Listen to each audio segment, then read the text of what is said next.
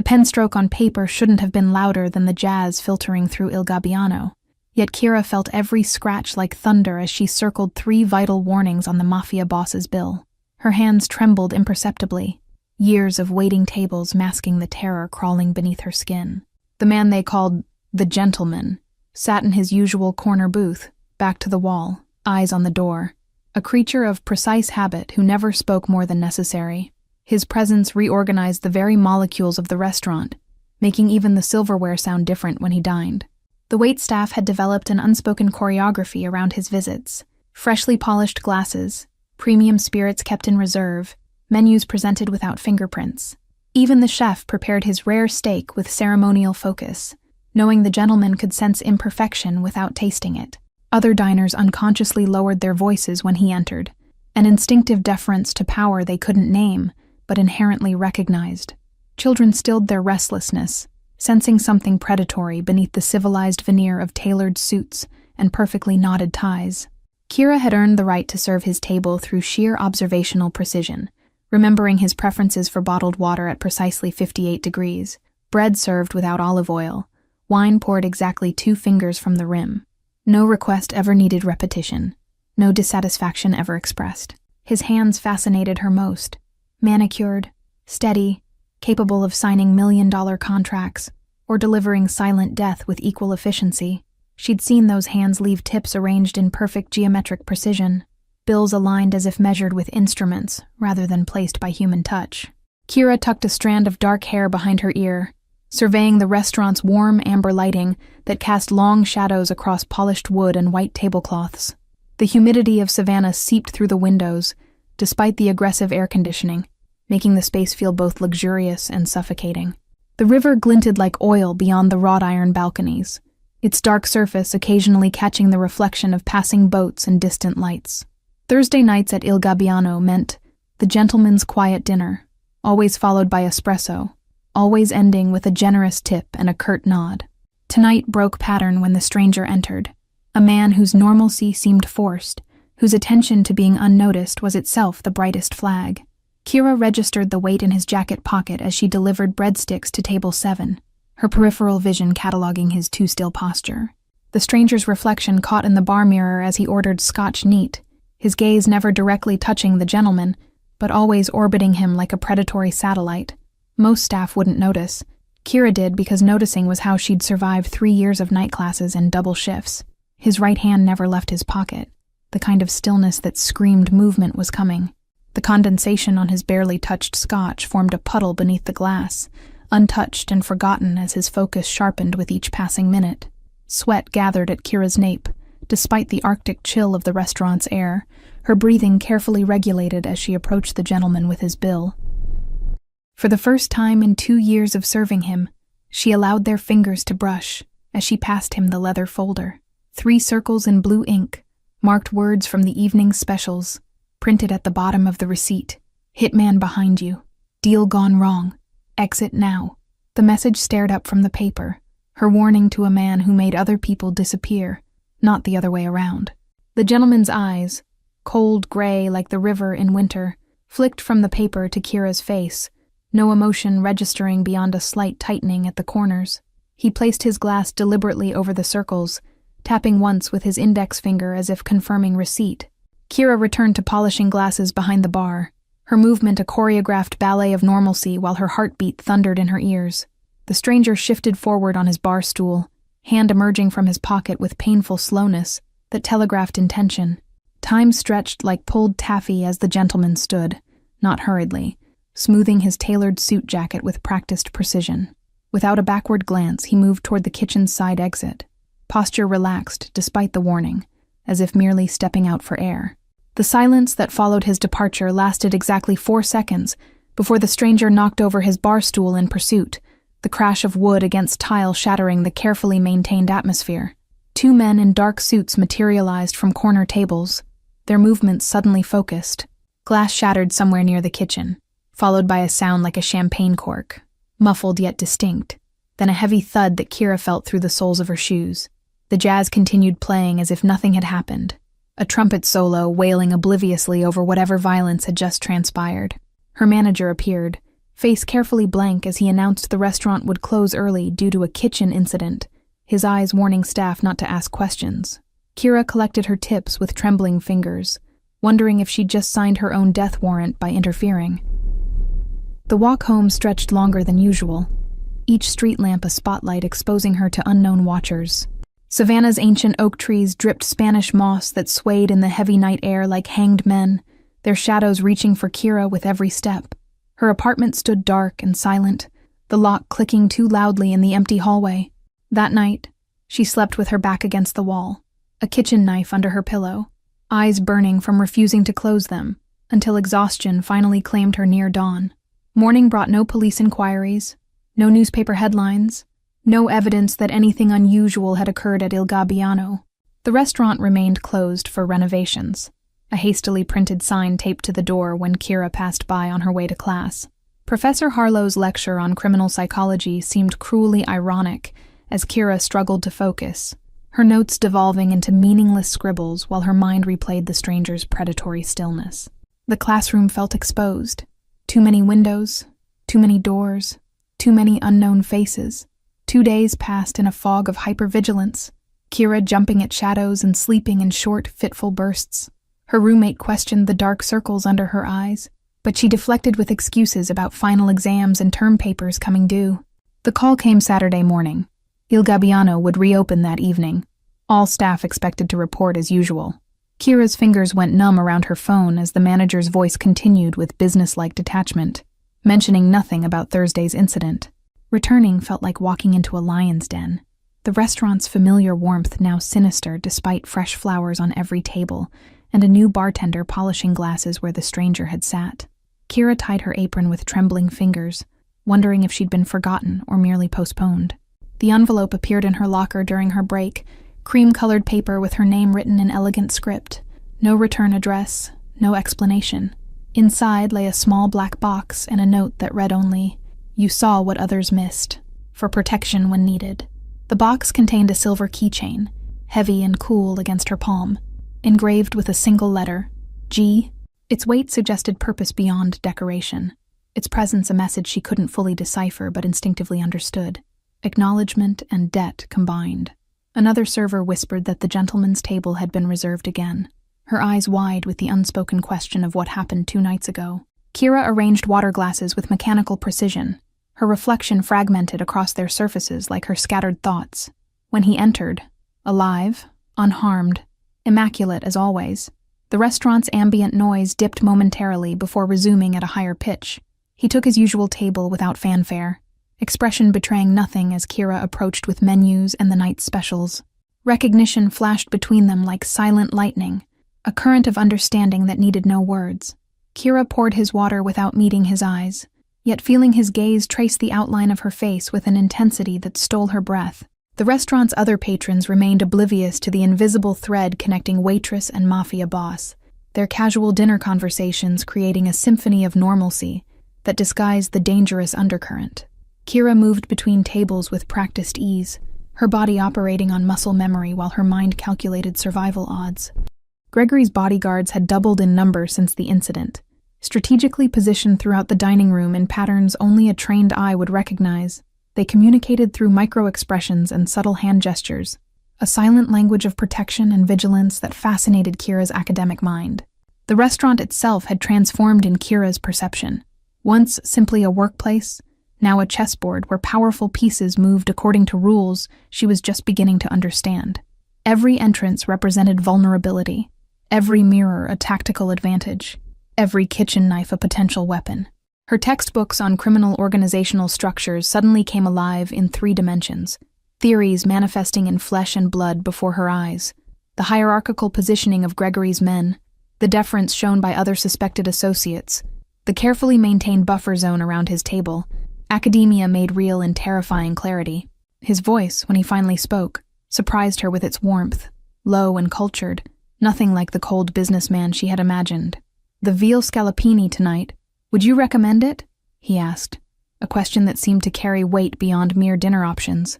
"It depends on whether you trust the chef," Kira replied, the double meaning clear only to them, a code emerging between predator and unexpected savior. "Some find it too rich. Others appreciate the complexity.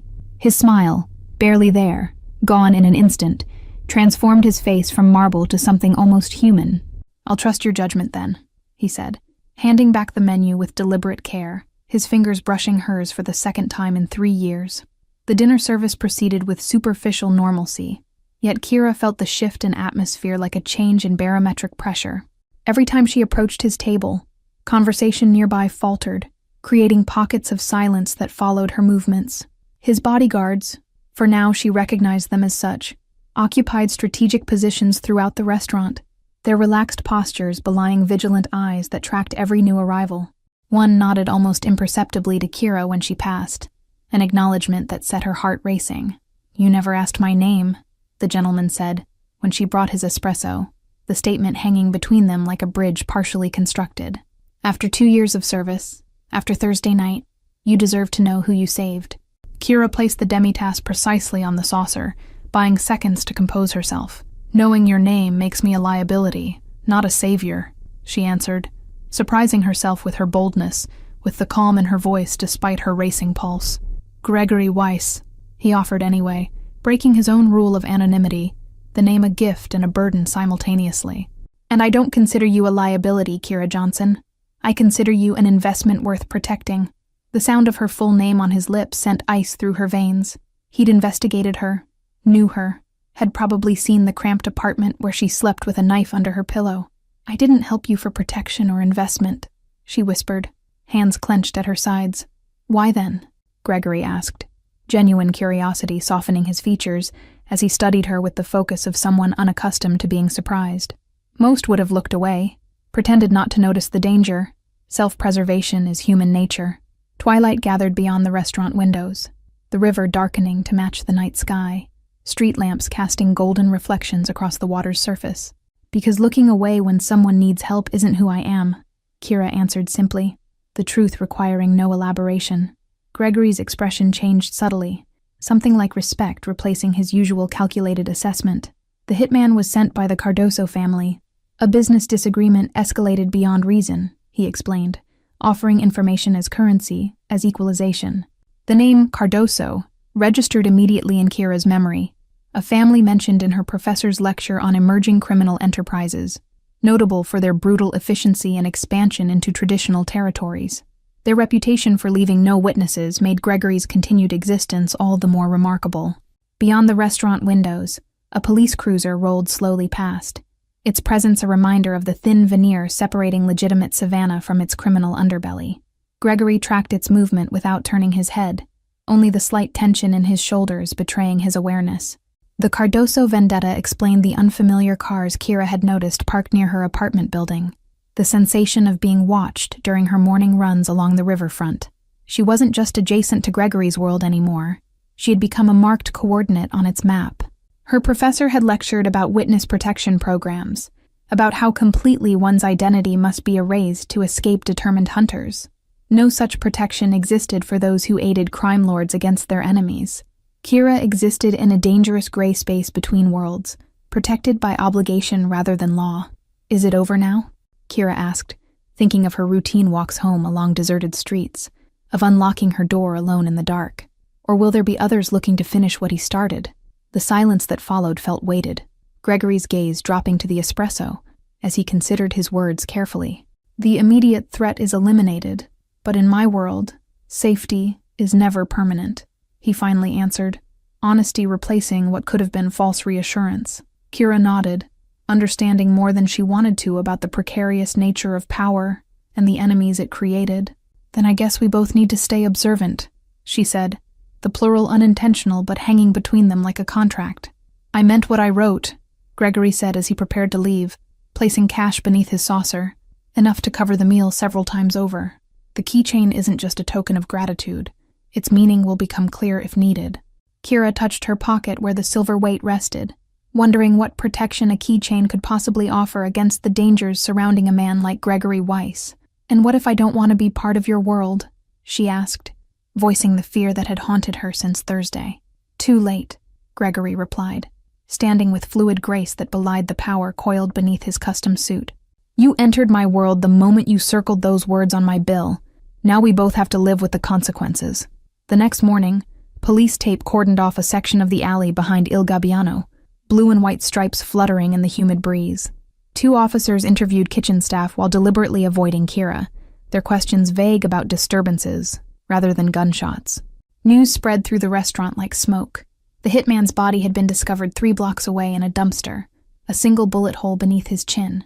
The coroner estimated time of death coincided perfectly with Kira's walk home, absolving her of any direct involvement.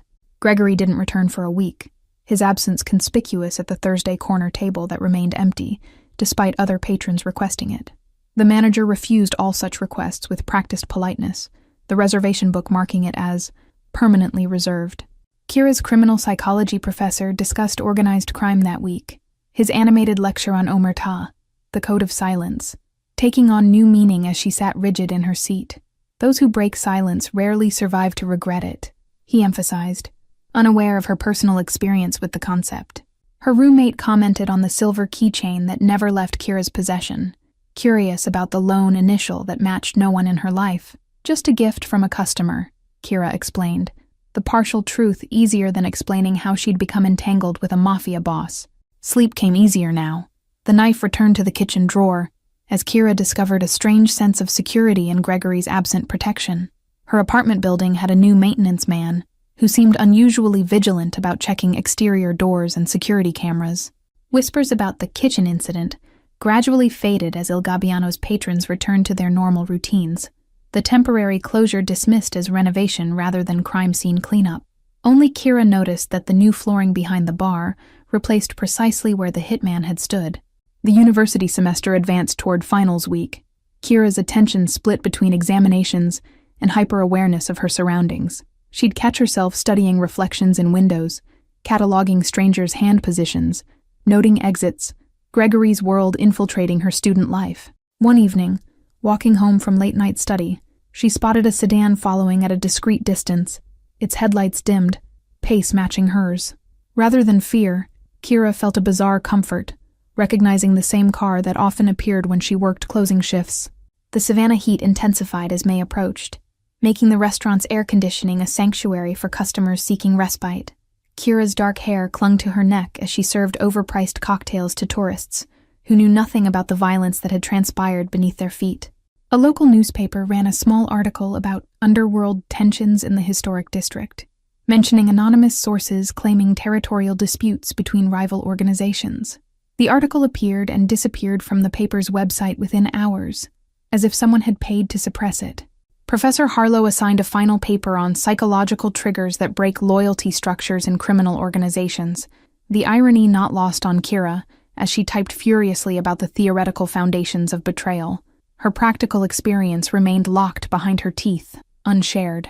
The silver keychain grew warm in her pocket from constant handling, her fingers seeking its reassurance during anxious moments.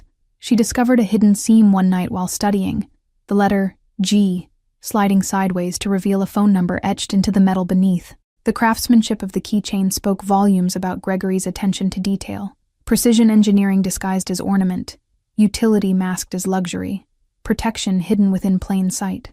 The number contained no area code, suggesting a secure satellite connection rather than standard cellular service. Kira memorized the digits immediately, then researched secure deletion methods to remove any digital evidence of the number from her devices. She cleared browsing history, reset her phone to factory settings, paid cash for a burner phone, adapting to her new reality with academic thoroughness. Her academic advisor noticed the shift in her research focus, from broad criminal justice to specific studies on organized crime structures and witness security protocols. Preparing for FBI applications? He asked encouragingly, unaware she was mapping her own survival rather than planning a career. Campus security cameras registered in Kira's awareness now, their blind spots, rotation patterns, digital versus analog systems.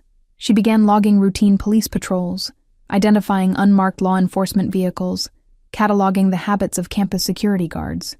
Information previously invisible, now vital to daily navigation. Detective Walsh appeared at her apartment door unannounced, his badge flashing in the hallway light as he asked seemingly casual questions about her work schedule. Just following up on reports of suspicious activity near Il Gabbiano, he explained, eyes searching her face for signs of knowledge. I'm just a waitress working through college, Kira said, with practiced innocence, the lie forming easily on her tongue as she clutched the keychain in her pocket. Nothing suspicious happens in fine dining, except maybe charging $30 for pasta. Gregory returned on the first Thursday of May, the restaurant's atmosphere shifting the moment he crossed the threshold. He brought summer thunderstorms with him, lightning illuminating the river in strobing flashes as he settled into his corner booth, eyes finding Kira immediately. "Your finals must be approaching," he observed when she brought his usual whiskey. "Neat. Criminal psychology, wasn't it?" The casual reference to her academic life sent prickles down her spine, his knowledge of her extending beyond what she'd ever shared. A small leather portfolio appeared beside his plate midway through the meal, pushed toward Kira without comment or explanation. "Your tuition for next semester," he said, when she hesitated to touch it, "considering you might need to reduce your hours here." "I don't want your money," Kira whispered fiercely, hands clenched around her serving tray, the weight of obligation heavier than any financial burden. "I didn't help you to become indebted to whatever this is." Gregory's expression remained impassive, though something like amusement flickered in his eyes. "It's not charity, it's investment. In talent, in potential, in someone who sees what others miss," he explained, his voice low enough that only she could hear. The portfolio remained untouched as Kira served his espresso, the tension between them thick enough to cut. "Education should never be compromised," Gregory continued, "especially for someone smart enough to save a life with 3 circled words." Lightning cracked again outside, closer this time, thunder following almost immediately as rain began lashing against the windows. "The scholarship committee will contact you next week," he added. "Completely legitimate. No connections to me that anyone could trace." Kira's criminal justice courses had taught her about money laundering, about shell corporations and front organizations that sanitized blood money. "How many strings come attached to this generosity?" she asked, the question sharper than intended. "None that weren't already attached the moment you involved yourself in my business," Gregory replied calmly, stirring a single sugar cube into his espresso. "Consider it mutually beneficial. Your education advances, and I gain an asset with remarkable observational skills." The word asset hung between them, its meaning clear. He wasn't offering charity but recruitment, a path into his world dressed as opportunity. "I'm studying to put people like you in prison," Kira reminded him, the irony not lost on either of them. Rain continued battering the restaurant windows, the storm matching Kira's internal turmoil as she considered his offer. Financial freedom beckoned seductively. No more double shifts, no more exhaustion undermining her studies, no more choosing between textbooks and groceries. "The choice is yours," Gregory said finally, placing his napkin beside his empty cup. "But talent wasted is tragedy in any context, and your talents are being wasted carrying plates and memorizing wine pairings." His bodyguards materialized as he prepared to leave, one opening an umbrella, while another scanned the rain-soaked street through the window. "I discovered the hitman wasn't working alone," Gregory mentioned casually, though his eyes conveyed the gravity behind the statement. Kira's blood froze despite the restaurant's warmth, understanding immediately that danger hadn't passed but merely paused. "The Cardoso family doesn't forgive easily," Gregory continued, buttoning his suit jacket. "Neither do I, which is why their accountant vanished last week." The portfolio remained on the table as Gregory departed, the leather corner darkening from raindrops blown through the momentarily open door. Kira slipped it into her apron pocket during cleanup, the weight of decision heavier than its physical presence against her hip. Finals week arrived with relentless intensity. Kira's apartment transformed into a fortress of textbooks, highlighters, and empty coffee cups. The portfolio remained unopened in her desk drawer, its presence a gravitational force disturbing her concentration whenever she passed it. Detective Walsh appeared on campus during her criminal evidence exam, leaning against the hallway wall as students filed out exhausted but relieved. "Interesting career choice for someone who works at a known gathering spot for certain business interests," he commented as she passed. "Most criminal justice students need jobs to pay tuition," Kira replied, clutching her backpack tighter, the keychain a reassuring weight in her pocket. "Unless you're offering police cadet positions that work around class schedules." The detective's laugh held no humor, his eyes never leaving her face as students streamed past. "Just curious about the shooting at your workplace that nobody seems willing to discuss," he pressed, voice casual despite the accusation beneath. "I serve food and drinks, detective," Kira responded, channeling the practiced calm she'd developed serving difficult customers. "Kitchen incidents are handled by management, not waitstaff with textbooks to study." Walsh's gaze sharpened like a predator sensing weakness, His next words measured carefully. Gregory Weiss doesn't dine with just anyone serving his table. 2 years of Thursdays creates patterns, and patterns interest me professionally. Ice spread through Kira's veins despite the summer heat, the detective's knowledge of Gregory's dining habits confirming her suspicions about police surveillance. Regular customers request regular servers, she shrugged, feigning indifference while calculating escape routes.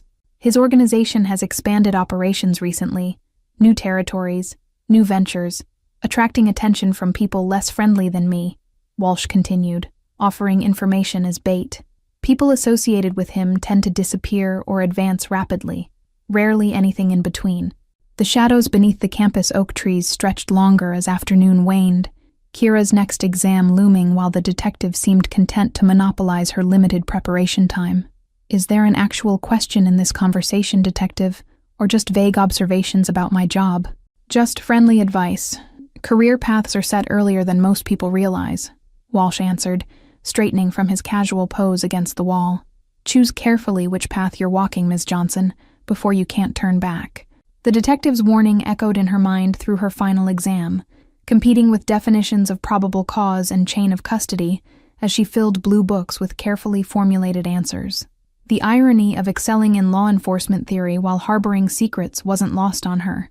That evening, alone in her apartment, Kira finally opened the leather portfolio to find not cash, but documentation for a full academic scholarship, legitimate letterhead, official university endorsement, nothing connecting it to Gregory Weiss or his organization. The Savannah summer stretched endlessly ahead as classes ended, Kira's reduced summer schedule at Il Gabbiano, leaving hours of unaccustomed free time. She spent mornings running along the riverfront, afternoons reading criminal psychology texts not assigned by professors. Thursday arrived again, the restaurant preparing for evening service, when Kira's manager called her into his office with unusual solemnity. Mr. Weiss has requested a private dinner tonight, he explained, avoiding direct eye contact. At his residence, not here, he asked specifically for you to serve. The invitation, phrased as employment rather than social engagement, carried clear implications beyond its surface meaning. Is declining an option?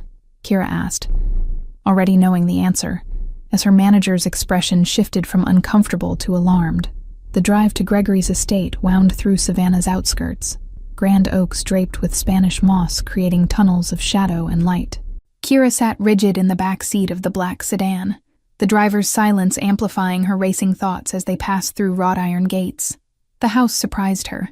Not the ostentatious mansion she'd expected, but an elegant historic property, understated and refined, set back from the river amid carefully tended gardens. Security cameras tracked their approach, disguised within architectural details that preserved the home's period character. Gregory waited on the veranda, casual in rolled shirt sleeves rather than his customary suit, the transformation from public figure to private man startling in its completeness. Thank you for accepting my invitation, he greeted, the formality at odds with the setting's intimacy. My manager suggested declining wasn't really an option, Kira responded honestly, following him into a foyer where crystal chandeliers cast warm light over antique furniture and contemporary security systems. Though I'm curious why you've brought your waitress to your home. A smile flickered across Gregory's face, genuine amusement replacing his usual calculated expressions. Because restaurants have ears, Ms. Johnson, and what I need to discuss requires privacy that even Il Gabbiano cannot provide. The dining room featured a table set for two, rather than the staff arrangement Kira had anticipated, the realization sending a jolt of uncertainty through her practiced composure. I'm not here to serve dinner, am I? She asked, watching his reaction carefully. You're here because Detective Walsh has been asking questions about you specifically, not just about Il Gabbiano or me, Gregory explained, motioning her toward a chair that his housekeeper pulled out. His interest suggests information leaks I cannot afford. Kira's stomach tightened as she sat, the implication clear. Suspicion had fallen on her despite her silence. I've told him nothing because there's nothing to tell, she insisted, fingers instinctively seeking the keychain in her pocket for reassurance. I know, Gregory replied simply, surprising her with his immediate confidence. If I believed otherwise, this dinner would be significantly less pleasant for both of us. Wine appeared in crystal glasses, poured by staff who materialized and disappeared with practiced efficiency. The scholarship has drawn his attention, Gregory continued, despite my considerable efforts to establish its legitimacy beyond questioning. I haven't accepted it yet, Kira reminded him. Though the financial security it offered tempted her daily, the burden of tuition and rent crushing her independence. Accepting feels like crossing a line I've been trained to defend. Gregory studied her across candlelight that softened the sharp edges of his features, making him seem momentarily less dangerous. Lines exist primarily in academic theory, Ms. Johnson. Reality operates in gradients of necessity and consequence.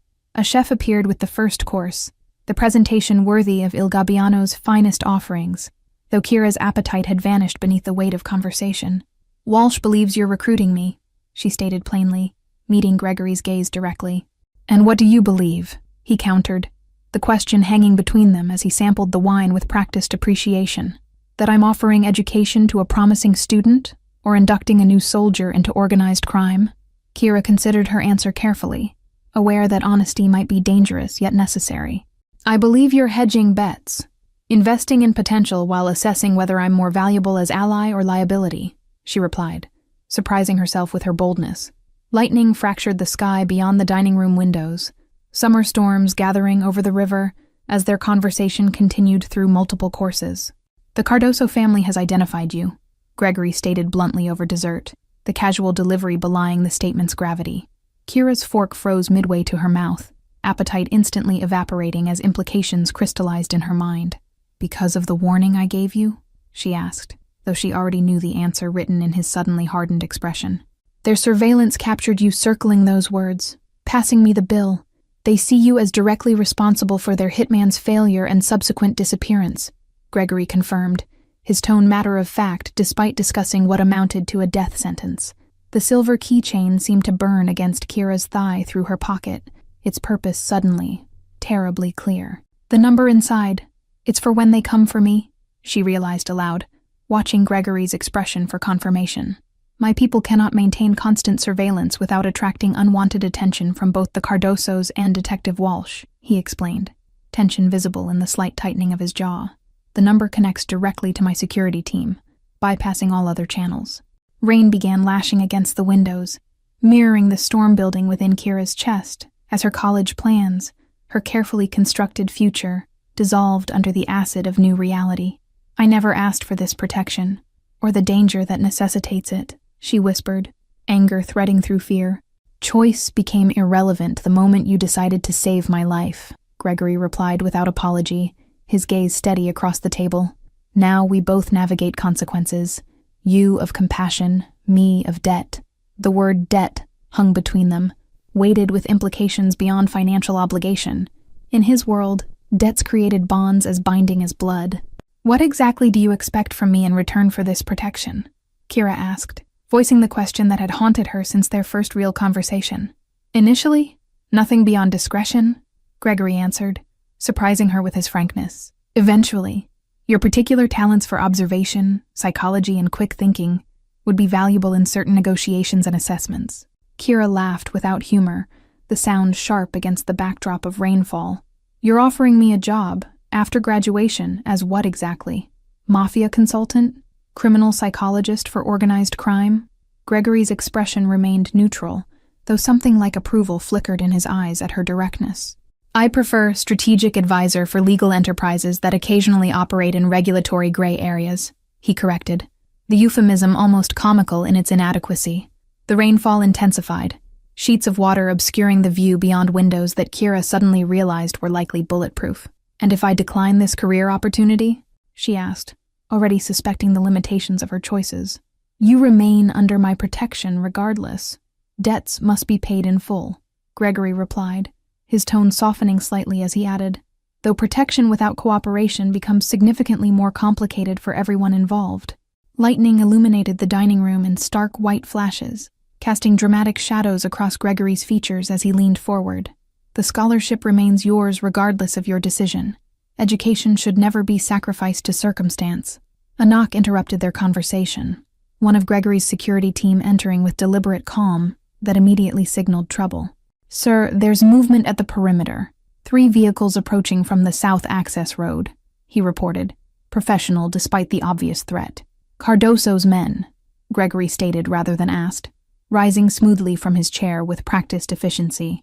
Sooner than anticipated, though not entirely unexpected given recent developments. The transformation was immediate. The refined businessman replaced by something colder and more calculating, as Gregory pressed a button beneath the table edge. "Get Ms. Johnson to the panic room," he ordered the security guard, already moving toward what appeared to be a bookcase. "I'm not hiding while people die because of me," Kira protested, standing her ground despite the fear churning in her stomach. "This is my problem as much as yours now. You said it yourself."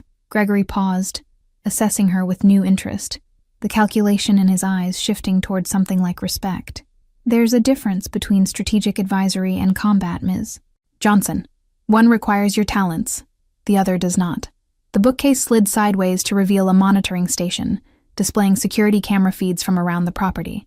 3 black SUVs had stopped just beyond the gate, men in tactical gear deploying with military precision along the perimeter. "They're not here for a negotiation," Gregory observed calmly, removing a handgun from a hidden compartment and checking it with practiced efficiency. Cardoso finally decided to handle matters personally. That's him in the center vehicle. Kira's criminal psychology training kicked in as she studied the monitors, noticing patterns in the attackers' movements. "They're setting up a standard perimeter breach. Textbook approach for a target presumed to be in a fixed location," she analyzed aloud, surprising both Gregory and herself. His eyebrow raised slightly, reassessing her potential usefulness in the current crisis. 8 men, likely more in the vehicles, against my 5 on-site security. Challenging odds even with home advantage, he calculated, reaching for a secure phone. "You need a diversion, something to disrupt their pattern and force them to adapt to unexpected variables," Kira suggested, mind racing through scenarios from her tactical response coursework. "They're expecting resistance from security, not from within their own operation." Gregory's expression shifted from skepticism to interest as he gestured for her to continue, the respect in his eyes growing as she outlined a counterintuitive approach. "Walsh has been monitoring your property. Have security alert him anonymously about armed intruders. Involving police creates complications I typically avoid," Gregory replied, though his tone suggested consideration rather than dismissal. Though Cardoso's exposure to law enforcement would certainly disrupt his current standing with the commission. Rain continued battering the windows, as security feeds showed the intruders advancing toward the house, using landscaping features as cover. "We have approximately 3 minutes before breach," the security chief reported, awaiting final instructions. "Make the call," Gregory decided, his eyes never leaving Kira's as he gave the order. "And activate Protocol Exodus. We'll funnel them toward the east wing while extracting through the tunnel system." The next moments blurred into controlled chaos, security teams executing precise maneuvers, while Gregory guided Kira through hidden passages beneath the historic home. "The river access was built during Prohibition," he explained, as they moved through narrow brick corridors, illuminated by emergency lighting. They emerged into a boathouse where an unmarked vessel waited, engine already humming in readiness, just as police sirens began wailing in the distance. "Your suggestion may have saved lives tonight," Gregory acknowledged as they boarded, the security team securing the perimeter. The boat slipped into the storm-churned river as flashing lights appeared at the main house, Detective Walsh undoubtedly discovering an operation larger than anticipated. "What happens now?" Kira asked, rain soaking her clothes as they accelerated away from shore. Gregory studied her with new consideration, the dynamic between them fundamentally altered by her active participation in their escape. "Now we negotiate new terms. You've graduated from asset to ally tonight, which changes everything." The rain-soaked clothes clung to Kira's skin as reality crystallized around her. Criminal psychology had become more than academic pursuit. It had become survival strategy and unexpected career path. Her professor's warnings about ethical boundaries seemed quaint now, theoretical concerns washed away by practical necessity. Lightning illuminated the retreating storm clouds, nature's violence giving way to calm in perfect parallel to their night's journey. "The Cardoso family will regroup, reassess," Gregory explained, his tactical mind already mapping contingencies. "But Walsh's involvement complicates their approach. Criminal organizations fear law enforcement attention more than rival action." The marina staff maintained professional distance, their eyes carefully averted as Gregory and Kira disembarked, another indication of his influence extending beyond his immediate circle. No questions asked, no assistance offered without explicit request, no acknowledgement of unusual arrivals during pre-dawn hours. Savannah's historic skyline emerged from darkness as sunrise progressed, the city's beauty unchanged despite the underground war being waged within its boundaries. Kira recognized the duality with sudden clarity, the visible world of tourists and commerce layered over invisible networks of power and obligation that truly dictated the city's functioning. Dawn broke over the Savannah River as they docked at a private marina miles downriver, the storm finally passing to reveal clear skies that promised summer heat. "Your education continues next semester as planned," Gregory stated as they disembarked, with additional practical instruction in strategic assessment and crisis management. Kira watched the sunrise color the water gold and crimson, her former life as just a waitress and student impossibly distant now. "I saved your life with 3 circled words," she said quietly, "and tonight you repaid that debt by saving mine." "Balance restored," Gregory agreed, the ghost of a smile touching his lips as he added, "Though I suspect our association has only just begun, Ms. Johnson. Some debts create bonds that transcend simple transaction. Thank you for following this intense journey of unexpected connections and dangerous choices. If you've enjoyed this story of a waitress whose quick thinking changed everything, write in the comments where you're watching from. Don't forget to like, subscribe, and share this video to support more thrilling stories where ordinary people make extraordinary decisions.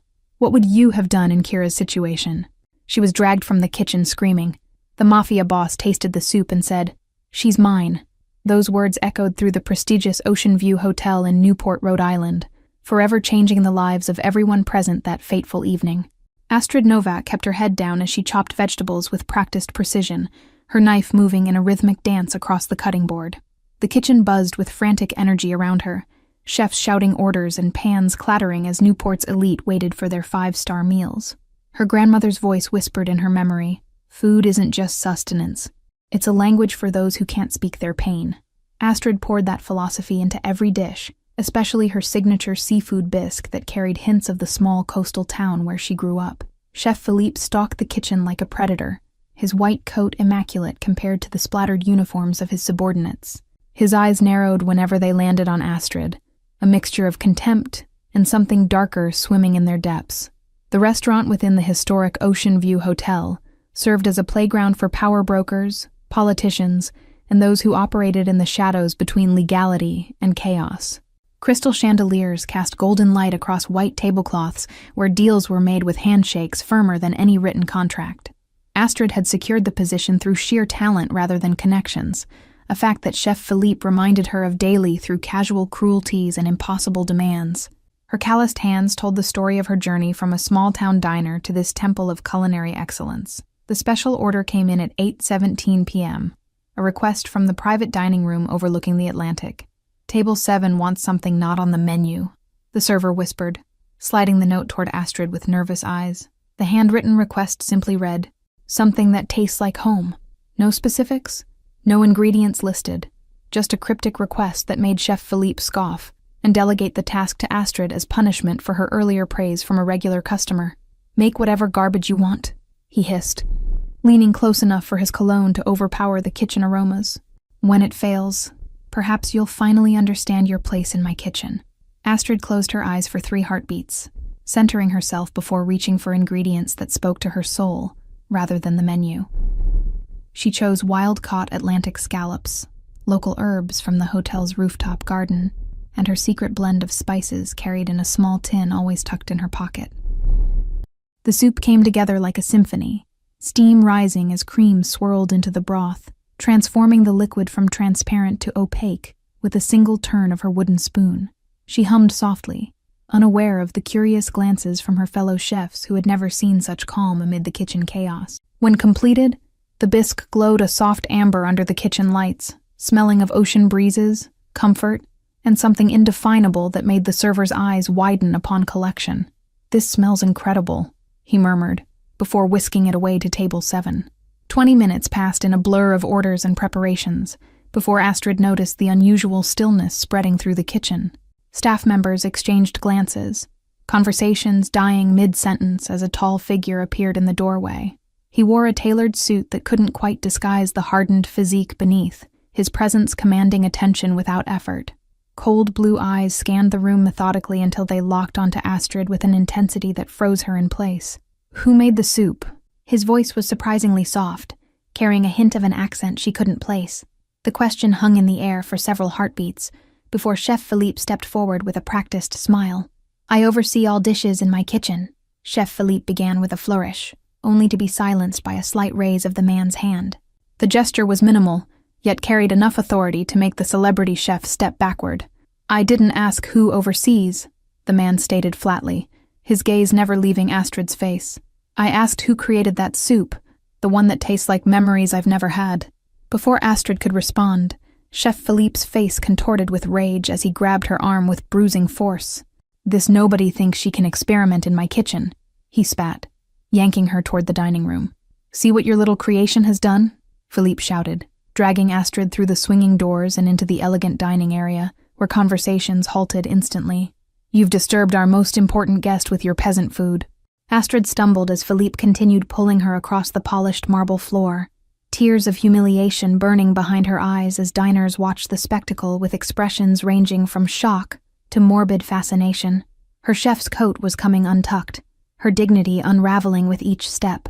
The mysterious man from Table 7 rose from his seat with deliberate slowness, his movement causing several nearby security personnel to straighten to attention. He approached with measured steps, stopping directly in front of Astrid and the still ranting chef. Without a word, he took a spoon from a nearby table setting, dipped it into the remaining soup in his bowl, and tasted it again, closing his eyes briefly before fixing his gaze on Chef Philippe. The entire restaurant held its collective breath, sensing the tension crackling between them. "She's mine," he stated with quiet finality, the two words carrying more weight than a shouted declaration. His hand gently but firmly removed Philippe's grip from Astrid's arm, the action speaking volumes about boundaries newly established. In the silence that followed, Astrid could hear her own heartbeat thundering in her ears, confusion and fear warring with an unexpected sense of safety emanating from the stranger who had just claimed her in some indefinable way. The restaurant manager appeared, summoned by an imperceptible signal from the man. Nikolai Volkov had arrived at the Ocean View 3 days earlier, his presence transforming the atmosphere of the historic hotel with subtle but unmistakable shifts. Staff stood straighter, security doubled, and the hotel's most exclusive floor was cleared for his entourage. Newport's whisper network buzzed with speculation about why the notoriously private businessman had chosen their coastal city for his rare American appearance. Some said it was for legitimate maritime business interests. Others murmured about darker matters requiring his personal touch. The hotel manager wrung his hands as he addressed the restaurant crowd, his voice carrying false confidence. "Ladies and gentlemen, please enjoy complimentary champagne while we prepare private accommodations for Mr. Volkov's dinner party." Astrid found herself being guided toward the rooftop terrace, her mind still struggling to process the rapid sequence of events that had extracted her from public humiliation. The elevator ride was silent, the man, Nikolai, keeping a respectful distance despite his declaration. The Atlantic stretched before them like spilled ink when they emerged onto the terrace, stars reflecting off the water's surface in tiny pinpricks of light. Heating lamps created pockets of warmth against the October chill, their glow illuminating the private dining setup waiting for them. "You're afraid?" Nikolai stated rather than asked, pulling out a chair for her at the table. "That's understandable, but unnecessary. I only wanted to speak with the person who created such an extraordinary dish." Astrid's hands trembled slightly as she sat, years of kitchen discipline keeping her spine straight despite her confusion. "I don't understand what's happening," she admitted, her voice steadier than she expected. A server appeared with a bottle of wine, pouring 2 glasses before disappearing with practiced invisibility. Nikolai made no move to touch his glass, instead studying Astrid with curious intensity. "Do you always cook like that when you're sad?" he asked, the question so unexpected that Astrid nearly knocked over her untouched wine. His eyes revealed genuine interest rather than the predatory gaze she had braced herself for. "How could you possibly know that?" she whispered, the night breeze catching her words and carrying them across the terrace. The question exposed vulnerability she hadn't intended to reveal to this dangerous stranger. Nikolai's expression softened almost imperceptibly, the hardness around his eyes easing for a moment. "Because my mother cooked the same way," as if every dish might be her last chance to speak her truth to the world. The comparison unlocked something in Astrid. Memories of her grandmother's kitchen table where love was served alongside humble meals during difficult times. "Food remembers, even when people try to forget," she found herself saying. Nikolai nodded, finally reaching for his wine and taking a measured sip. "Your soup spoke of loneliness, of standing apart even in crowded rooms, but also of hope that refuses to die despite everything. The moonlight cast strange shadows across the terrace, turning the ordinary into something mysterious. Astrid felt as though she had stepped into an alternate reality, where powerful men discussed emotions through culinary metaphors. "Chef Philippe will have me blacklisted from every decent restaurant on the East Coast after tonight," she said, the practical concern breaking through her disorientation. Her modest apartment was already behind on rent, her cooking position her only lifeline. "Philippa no longer works here," Nikolai stated with such calm certainty that Astrid knew it to be absolute truth rather than wishful thinking. The hotel management agreed that his behavior was unacceptable for an establishment of this caliber. A chill ran down Astrid's spine that had nothing to do with the ocean breeze. The casual way he spoke of ending someone's career revealed the depth of his influence, reminding her of exactly what kind of man sat across the table. "What do you want from me?" she asked directly, deciding that clarity was preferable to polite confusion. Her grandmother had always said courage was found in asking the questions others avoided. Nikolai studied her for a long moment, his expression unreadable in the dancing shadows cast by the terrace lanterns. "Initially, just to thank the person who created something remarkable," he answered carefully. "And now?" Astrid pressed, sensing the unspoken remainder of his thought hanging between them. The night seemed to hold its breath as she waited for his response. "Now I find myself curious about someone with your talent working under a mediocre tyrant, living in fear rather than creating freely," he replied, his accent becoming more pronounced with each word. The wine tasted expensive on Astrid's tongue when she finally took a sip, liquid courage warming her from within.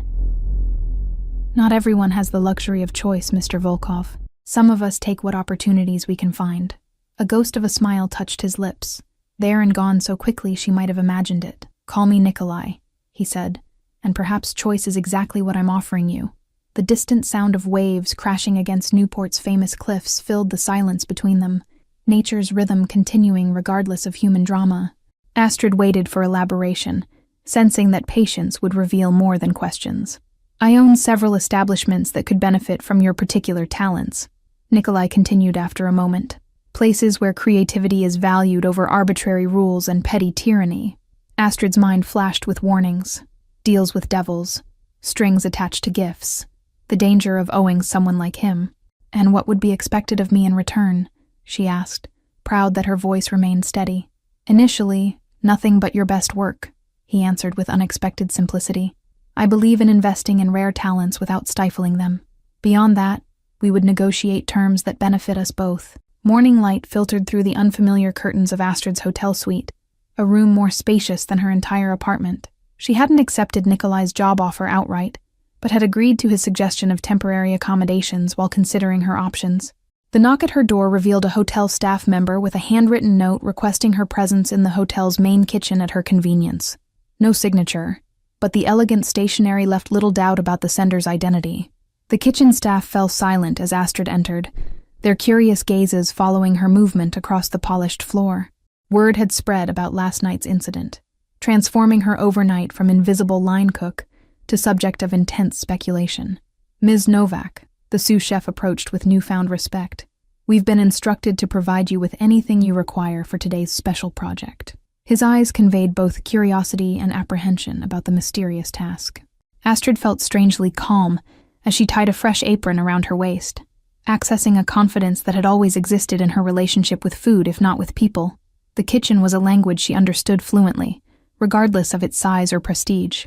She began with a market trip, accompanied by a silent security guard who maintained a discreet distance as she selected fresh seafood from local fishermen who had just returned with their morning catch. The scallops were still glistening with seawater as she inspected them.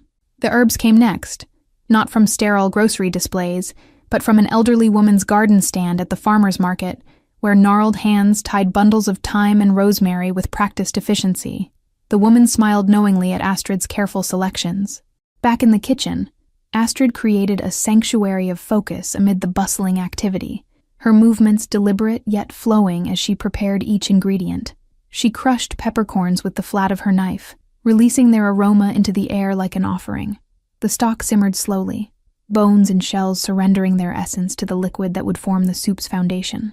Astrid stirred occasionally, her grandmother's wooden spoon traveling with her from kitchen to kitchen like a talisman.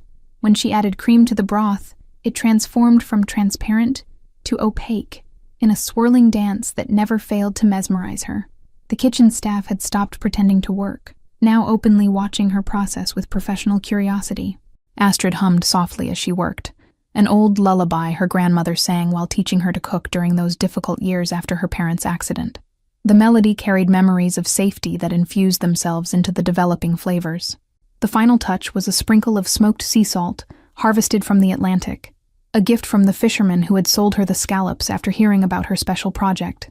"This carries the essence of our waters," he'd said with weathered pride. When the soup was complete, Astrid ladled it into a simple white bowl, garnished it with a single edible flower, and stepped back to observe her creation. It wasn't just food. It was autobiography in liquid form, her past, present, and possible futures distilled into essence. The sous chef approached tentatively, inhaling the aromatic steam rising from the bowl.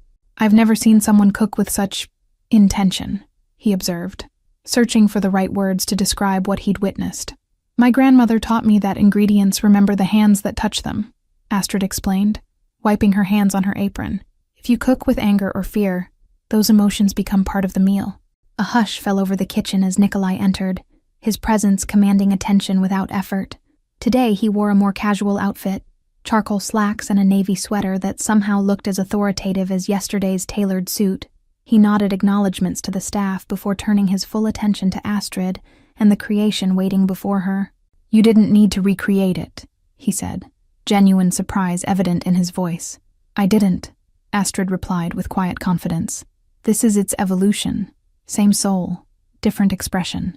She gestured toward the bowl, inviting him to taste the result of her morning's work. Nikolai's security detail exchanged glances as he took the offered spoon without hesitation, their training at odds with his apparent trust in the woman they'd only just met. His expression remained neutral as he tasted the soup, only his eyes revealing the impact. "When I was a boy," he began after a thoughtful pause, "my mother would save scraps all week to make Sunday soup for our family. She could create abundance from almost nothing." The kitchen staff pretended to return to their duties, ears straining to catch this rare personal disclosure from a man known primarily through whispered rumors and business headlines. Astrid remained still, recognizing the offering of personal history as significant. "Your soup yesterday reminded me of her gift," Nikolai continued, his accent thickening with memory.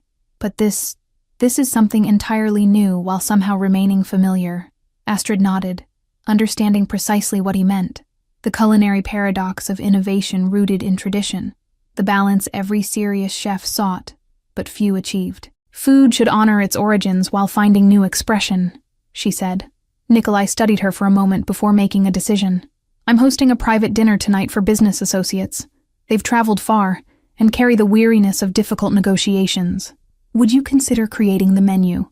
The request was presented as a genuine question, rather than the command Astrid might have expected from someone of his position. The choice was clearly hers, a small but significant respect that didn't go unnoticed. "I'd need complete control of the kitchen and menu," she found herself saying, surprising even herself with the boldness of her conditions. The sous chef nearby nearly dropped the pan he was holding. A flash of amusement crossed Nikolai's features, there and gone in an instant. "Of course," he agreed without hesitation. "Consider this kitchen yours until midnight. Whatever staff and ingredients you require are at your disposal." Astrid felt a thrill of both excitement and terror course through her veins at the opportunity and responsibility suddenly before her. 7 years of working under tyrannical chefs had prepared her technically, but this was her first true creative freedom. The private dining room overlooking Newport Harbor gleamed with understated luxury as Astrid made final preparations for Nikolai's business dinner. Crystal glasses captured and refracted the sunset's golden light, while white orchids floated in shallow bowls along the center of the table. Unlike the chaotic shouting matches of Chef Philippe's kitchen, Astrid had orchestrated her temporary staff with quiet efficiency, earning their respect through skill rather than intimidation. They moved now with synchronized precision, placing the first course at each setting. Through the kitchen doors, Astrid could glimpse the arriving guests, 5 men and 1 woman, all carrying themselves with the distinctive confidence of people accustomed to power. Their curious glances toward the kitchen suggested they'd been informed about the evening's special chef. Nikolai made brief introductions as they took their seats, his hand gesturing subtly toward the kitchen in acknowledgement of Astrid's role. Though she couldn't hear the words, She recognized the shift in the guests' expressions from polite interest to genuine curiosity. The first course, a delicate scallop crudo with citrus and sea salt, emerged from the kitchen on chilled plates that showcased the translucent seafood like jewels. Astrid watched through the partially open door as the guests registered their first taste. Conversation momentarily halted. The woman, whose sharp features and calculating eyes marked her as perhaps the most formidable person at the table, was the first to speak after tasting. Her approving nod toward the kitchen sent an unexpected surge of validation through Astrid. Course after course emerged from Astrid's temporary domain, each telling part of a culinary story that built upon the previous offering, from earth to sea to farm and back again. The rhythm of service flowed like a well-orchestrated symphony under her direction. Between courses, Astrid caught glimpses of the business discussion. Serious faces, occasional tension, moments of apparent breakthrough. She noticed how Nikolai guided rather than dominated the conversation, his power evident in how little he needed to assert it. The main course featured locally caught black bass served over a saffron risotto that had required 3 days of specialized preparation. As plates were cleared afterward, Astrid heard genuine compliments filtering back to the kitchen from even the most stoic of the guests. She was garnishing the dessert plates with edible gold leaf when the kitchen door swung open unexpectedly. Chef Philippe stood in the doorway, his face flushed with alcohol and rage, his uniform rumpled as though he'd been wearing it since his dismissal. "So this is where the little nobody has been hiding," he slurred loudly enough for his voice to carry into the dining room. The kitchen staff froze, spatulas and piping bags suspended mid-motion, as tension instantly electrified the air. Astrid straightened, forcing her hands not to tremble as she set down the delicate dessert she'd been preparing. "This is a private function, chef. You shouldn't be here," she said quietly, hoping to diffuse the situation before it escalated. Philippe's laugh held no humor, as he staggered further into the kitchen, pointing an accusatory finger at Astrid. "You think you've won something, don't you? Seducing your way into the good graces of some gangster while real chefs lose everything?" The kitchen staff edged toward the walls, creating distance from the confrontation, while security guards appeared at the doorway, alerted by the commotion. Astrid remained rooted in place, unwilling to show the fear climbing up her spine. "I worked 15 years to earn my position," Philippe continued, his voice rising with each word. 15 years of blood and burns and sacrifice. And you think you can just waltz in with your pretty face and steal it all? Before Astrid could respond, Philippe lunged forward and swept his arm across the dessert station, sending meticulously crafted chocolate sculptures crashing to the floor in a cacophony of destruction. The sound of shattering porcelain echoed through the kitchen. "This is what your food deserves," he shouted, grabbing Astrid's arm with bruising force and dragging her toward the dining room. "Let your new patron see what a fraud you really are when you can't hide behind other people's recipes." Astrid struggled against his grip, wincing as his fingers dug into the same spot he'd bruised the previous night. Kitchen staff moved to intervene but hesitated, uncertain about physically engaging with the former executive chef. "You're nothing but a country peasant playing dress-up," Philippe hissed, yanking her through the swinging doors and into the private dining room where conversations halted instantly. "Tell them where you really came from, the greasy diner where you learned to flip burgers." The distinguished guests turned toward the disturbance, their expressions ranging from shock to cold assessment. Nikolai slowly set down his napkin and rose from his chair, his movement causing security personnel to step forward from their positions along the wall. "Gentlemen, Ms. Kassoff," Nikolai addressed his guests with perfect composure. "Please excuse this unfortunate interruption. It appears the hotel's former chef is having difficulty accepting his termination." Philippe's grip tightened painfully as he pulled Astrid further into the room, his alcohol-fueled rage overriding any sense of self-preservation. "This woman is a fraud. She's been serving you stolen recipes and pretending they're her own creations." Astrid felt tears of humiliation burning behind her eyes as she struggled to maintain her dignity before these powerful strangers. The female guest, Ms. Kassoff, observed the scene with analytical detachment, as though assessing a business proposition rather than human drama. "She was nothing before I gave her a chance in my kitchen," Philippe continued, spittle flying from his lips as his rant gained momentum. "Just another desperate girl willing to do anything for a position in a real restaurant." Nikolai's expression didn't change, but something in the air around him seemed to darken, like storm clouds gathering on the horizon. The security team tensed, awaiting a signal that had not yet been given. "I believe you've had enough to drink, chef," Nikolai stated, his voice deceptively mild as he approached. And you're incorrect about Ms. Novak. She has created every dish served tonight, without reference to your or anyone else's recipes. Felipe's laughter held a manic edge as he tightened his grip on Astrid's arm, causing her to wince visibly. You've been fooled by a pretty face. This little nobody couldn't create an original menu if her life depended on it. Release her, Nikolai commanded, the softness of his voice somehow making the order more threatening than a shout would have been. The temperature in the room seemed to drop several degrees as tension thickened the air. Philippe faltered momentarily before doubling down, desperation overriding his sense of danger. Not until she admits the truth. Tell them who really created the recipes that made you famous for one night. Astrid straightened her spine, finding strength in the truth when nothing else remained. Every dish tonight came from my own experience and training, she stated clearly, her voice steady despite her trembling hands. Liar, Philippe shrieked, raising his hand as if to strike her. The motion was arrested mid-air as Nikolai caught his wrist in a grip that made the former chef's face drain of color instantly. Let me clarify something for you, Nikolai said to Felipe, his voice a controlled whisper that somehow carried to every corner of the now silent dining room. His grip on the former chef's wrist remained unyielding, forcing Philippe to release Astrid. Security personnel moved forward with practiced efficiency, flanking Philippe without touching him, creating an unspoken boundary that even in his drunken state he recognized as dangerous to cross. Sweat beaded on his forehead as reality began penetrating his rage. When I say she's mine, I'm not claiming ownership of a person, Nikolai continued, releasing Felipe's wrist with a slight push that caused him to stumble backward. I'm recognizing talent that belongs under my professional protection. Ms. Kasov, the striking businesswoman, tapped a manicured nail against her water glass, drawing attention with the delicate sound. The bass was extraordinary, she stated with cool precision. I haven't tasted its equal since Barcelona. The atmosphere in the room shifted subtly with her intervention, redirecting focus from confrontation to culinary appreciation.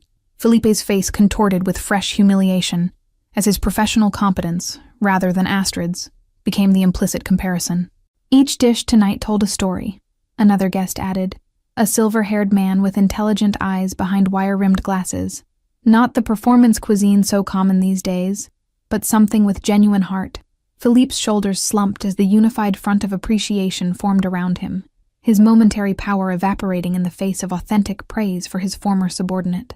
The security team used this deflation to guide him toward the exit with minimal contact. This incident is concluded, Nikolai announced to the room at large, his tone suggesting this statement was fact rather than prediction. He turned to Astrid, whose face still burned with the lingering sting of public accusation. Would you do us the honor of explaining the dessert course personally? He asked, the invitation serving multiple purposes, restoring her professional dignity, integrating her into the gathering, and smoothly transitioning past the disruption. Astrid took a steadying breath, channeling her grandmother's calm wisdom about handling life's storms with grace. I'd be happy to, she replied with more composure than she felt, moving toward the kitchen to retrieve the dessert that had survived Philippe's rampage. In the kitchen, staff had already begun restoring order, cleaning broken dishes and salvaging what components they could. They stepped back respectfully as Astrid entered, their expressions communicating solidarity without requiring words. The pastry chef, a young woman with vibrant blue hair partially hidden under her chef's hat, approached with a small miracle. She had managed to protect 3 perfect chocolate sculptures from Philippe's destruction. We can plate 8 desserts from what we saved, she whispered. Astrid nodded gratefully, immediately adapting her presentation plan to the new circumstances. We'll serve family style instead of individual plates, she decided, quickly arranging the rescued components onto serving platters. When she returned to the dining room carrying the reimagined dessert, conversations had resumed with deliberate normality. Nikolai stood to assist her, his subtle support communicating volumes without drawing attention to her potential discomfort. Before Chef Philippe's unexpected visit, Astrid began, her voice growing stronger with each word, I had planned individual servings of this chocolate composition. Instead, I invite you to share it as one might in a home, passed among friends rather than served to strangers. Ms. Kasov's eyebrow arched with interest, her calculating expression warming fractionally as she assessed Astrid with newfound curiosity. Adaptation under pressure, perhaps the most essential skill in any profession, she noted approvingly. The silver-haired man served himself a portion of the dessert with appreciative murmurs. Sometimes the most memorable meals come from necessity, rather than perfect execution, he observed, raising his spoon in a small salute to Astrid. As the guests enjoyed the dessert, Nikolai guided Astrid to an empty chair that a server had discreetly added to the table. "Join us," he said simply, the invitation neither a request nor command, but something between, an acknowledgement of her rightful place. The conversation flowed around business matters that Astrid couldn't fully follow: shipping routes, regulatory challenges, market expansions in territories she'd never visited. She remained quiet, absorbing the rhythms of power exchanged through careful words. Ms. Kassoff turned to Astrid during a natural pause in the discussion. "The food industry can be particularly cruel to outsiders," she observed with the directness of someone who had navigated similar waters. "Yet you've maintained your distinctive voice despite it." "Voice is the only thing that can't be taken unless surrendered," Astrid replied, surprised by her own philosophical response to this intimidating woman. "My grandmother taught me that before she died." The table fell silent for a moment, the unexpected depth of her answer creating a brief space for reflection. Nikolai watched the interaction with interest, his usual mask of neutrality softened by something resembling approval.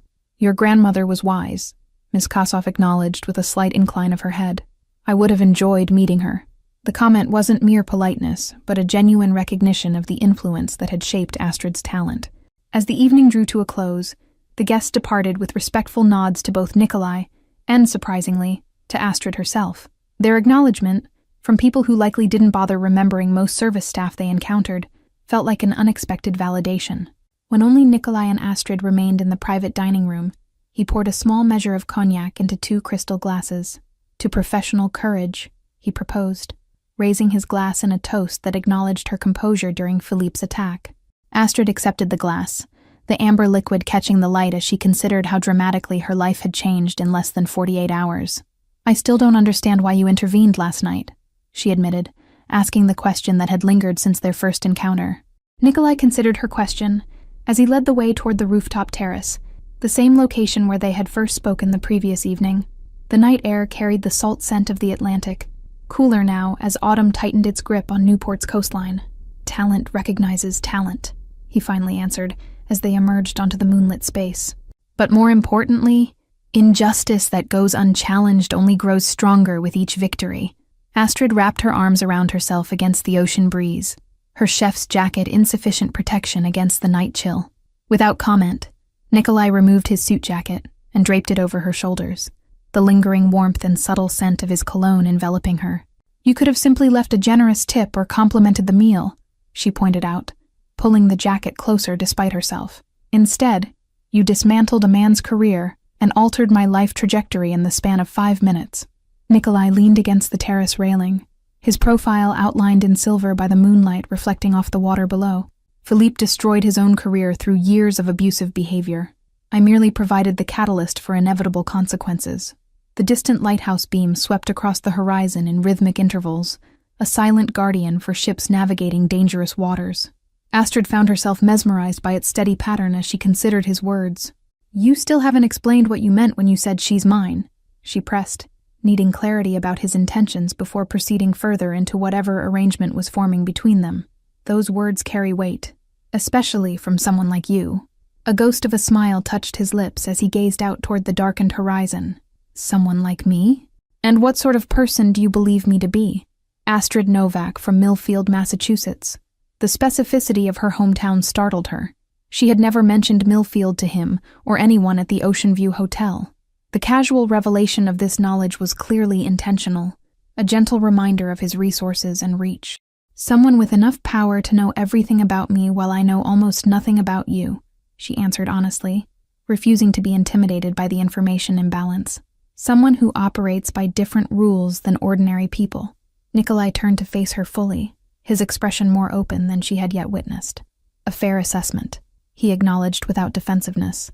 "Though the rules I follow are actually stricter than those binding ordinary people, as you put it."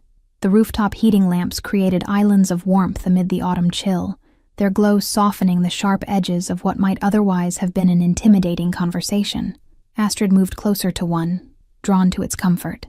"I recognize in you something rare," Nikolai continued, choosing his words with deliberate care. "Not just culinary talent, which is valuable but not unique, but an authenticity that cannot be fabricated or trained. A server appeared with 2 steaming cups of tea, set them on the small table between the terrace chairs, and disappeared before either could acknowledge the service. Astrid wondered briefly if the staff anticipated their needs, or simply followed Nikolai's advance instructions. "The restaurant business runs on exploitation," she said, wrapping her hands around the warm teacup. 12-hour shifts, verbal abuse, physical exhaustion, all accepted as paying dues for the privilege of eventually doing the same to others. Nikolai nodded, his expression suggesting intimate familiarity with systems built on suffering. Most industries operate on similar principles, though perhaps with less shouting and more paperwork, he observed dryly. The tea was a complex herbal blend that tasted of mountain meadows and honey, nothing like the generic bags Astrid kept in her apartment. She savored it, allowing the warmth to spread through her before continuing. "What exactly are you offering me, Nikolai?" she asked directly, tired of metaphors and implications. "A job? Protection? Something else entirely?" The question hung between them, unavoidable and necessary. "Initially, a choice," he replied with equal directness. "I own several restaurants across the East Coast that would benefit from your talent, but I also have connections with culinary schools, if education interests you more than immediate employment." Astrid studied him over the rim of her teacup, searching for hidden agendas in his carefully neutral expression. "And what would you expect in return for this generosity?" "Loyalty," he answered without hesitation. "Not blind obedience or compromising your principles, but the basic understanding that actions have consequences within my organization." The lighthouse beam swept across the water again, momentarily illuminating the waves below before returning them to darkness. Astrid felt a strange kinship with those alternating states of visibility and shadow. "I don't have a permanent address at the moment," she admitted, the practical reality of her situation cutting through philosophical considerations. "My apartment lease was tied to my position at the restaurant, and they'll expect me to vacate now that I'm no longer employed there." Nikolai absorbed this information with a slight nod, as though confirming something he'd already suspected. "The hotel suite is yours for as long as you need while considering your options," he stated matter-of-factly. The casual generosity both relieved and unsettled her. The ease with which he solved problems that had seemed insurmountable just days ago highlighted the vast difference in their positions. "And if I choose to walk away entirely?" she asked, testing the boundaries of his offer. "Then I would provide references and connections to ensure you find suitable employment elsewhere," he replied without pause. "Your talent deserves recognition regardless of our potential association."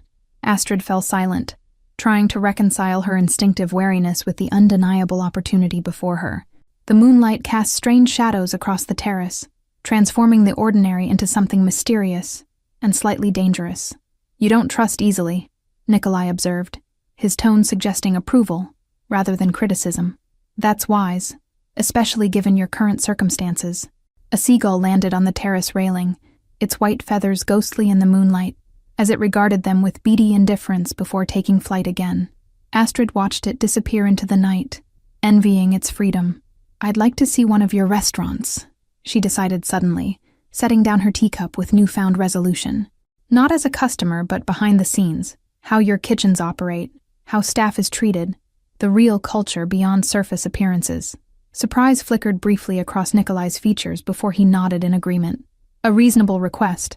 I can arrange visits to several locations beginning tomorrow if you wish." The wind picked up, carrying whispers of approaching rain as clouds began obscuring the stars overhead. Astrid shivered slightly, despite the heating lamp's efforts, and Nikolai's jacket still draped around her shoulders. "It's getting late," he observed, gathering their empty teacups and placing them on a service tray. "We can continue this discussion tomorrow after you've had time to rest and consider." As they walked toward the rooftop exit, Astrid stopped suddenly, turning to face him with newfound determination. "One more question," she said, meeting his gaze directly. "Do you always rescue strays, or was there something specific about my soup?" "Neither," Nikolai answered after a thoughtful pause, his eyes reflecting something vulnerable that vanished as quickly as it appeared. "It was the honesty in your cooking, a rare quality in any field, but especially mine." Morning arrived with a gentle knock at Astrid's suite door, revealing a personal assistant who introduced herself as Kira, a petite woman with sharp eyes and an efficient manner. "Mr. Volkov arranged a car for your restaurant tours today, if you're still interested." Astrid found clothing laid out for her, not Chef White's, but well-tailored casual attire in her exact size, with a note explaining that kitchens would provide appropriate uniform when they arrived. The thoughtfulness was both impressive and mildly unsettling. The black SUV waiting outside the hotel featured tinted windows and a driver who nodded respectfully, but offered no conversation as Astrid settled into the leather seat. Kira joined her, tablet in hand with their itinerary already displayed on screen. "We'll visit 3 locations today," Kira explained, her voice professionally neutral. "Beginning with Oceano in Providence, then Tavola in Boston, concluding with Bleu in Portland. Each represents a different concept within Mr. Volkov's restaurant portfolio." The highway unfolded before them, Rhode Island's autumn landscape a blur of rusted oranges and deep reds against the gray morning sky.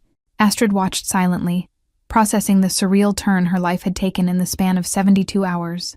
Oceano appeared first, a sleek seafood restaurant overlooking Providence Harbor, its glass exterior reflecting the water like a mirror. From the outside, it projected precisely the upscale dining experience one would expect from a Volkov establishment. Kira led her through the service entrance, bypassing the polished public spaces for the heart of the operation. Unlike the chaotic kitchen Astrid had grown accustomed to, this one operated with surprising calm, staff communicating in low, respectful tones. The executive chef, a woman in her 40s with a streak of silver in her dark hair, greeted Astrid with a handshake, rather than the territorial suspicion she had expected. "Clarissa Wong," she introduced herself. "Nikolai mentioned you might visit today. He didn't explain why I'm here," Astrid admitted, watching as prep cooks efficiently broke down fresh fish delivered that morning. The kitchen layout struck her as unusually spacious, designed for movement rather than cramped efficiency. Chef Wong smiled knowingly, leading Astrid deeper into the kitchen. "He rarely explains his intentions fully. Observation is more valuable than explanation in our line of work." The morning staff meeting revealed another surprise. Instead of a hierarchical briefing, Chef Wong led an open discussion about the previous night's service, soliciting feedback from every station. Line cooks spoke freely about challenges and successes, without fear of retribution. "We maintain a zero-tolerance policy for abuse," Chef Wong explained as they toured the dry storage areas, which were immaculately organized. "Nikolai believes creativity flourishes under respect, not fear, a philosophy that initially seemed radical in this industry." Staff meals provided another revelation. The quality and care matched what was served to guests, with family-style seating that included all employees regardless of position. Astrid noticed the chef herself sitting beside dishwashers, engaging in casual conversation. Similar patterns emerged at Tavola in Boston, though the concept differed dramatically. An Italian eatery focused on regional specialties rarely seen outside their provinces of origin. The kitchen culture, however, maintained the same respectful efficiency she'd witnessed in Providence.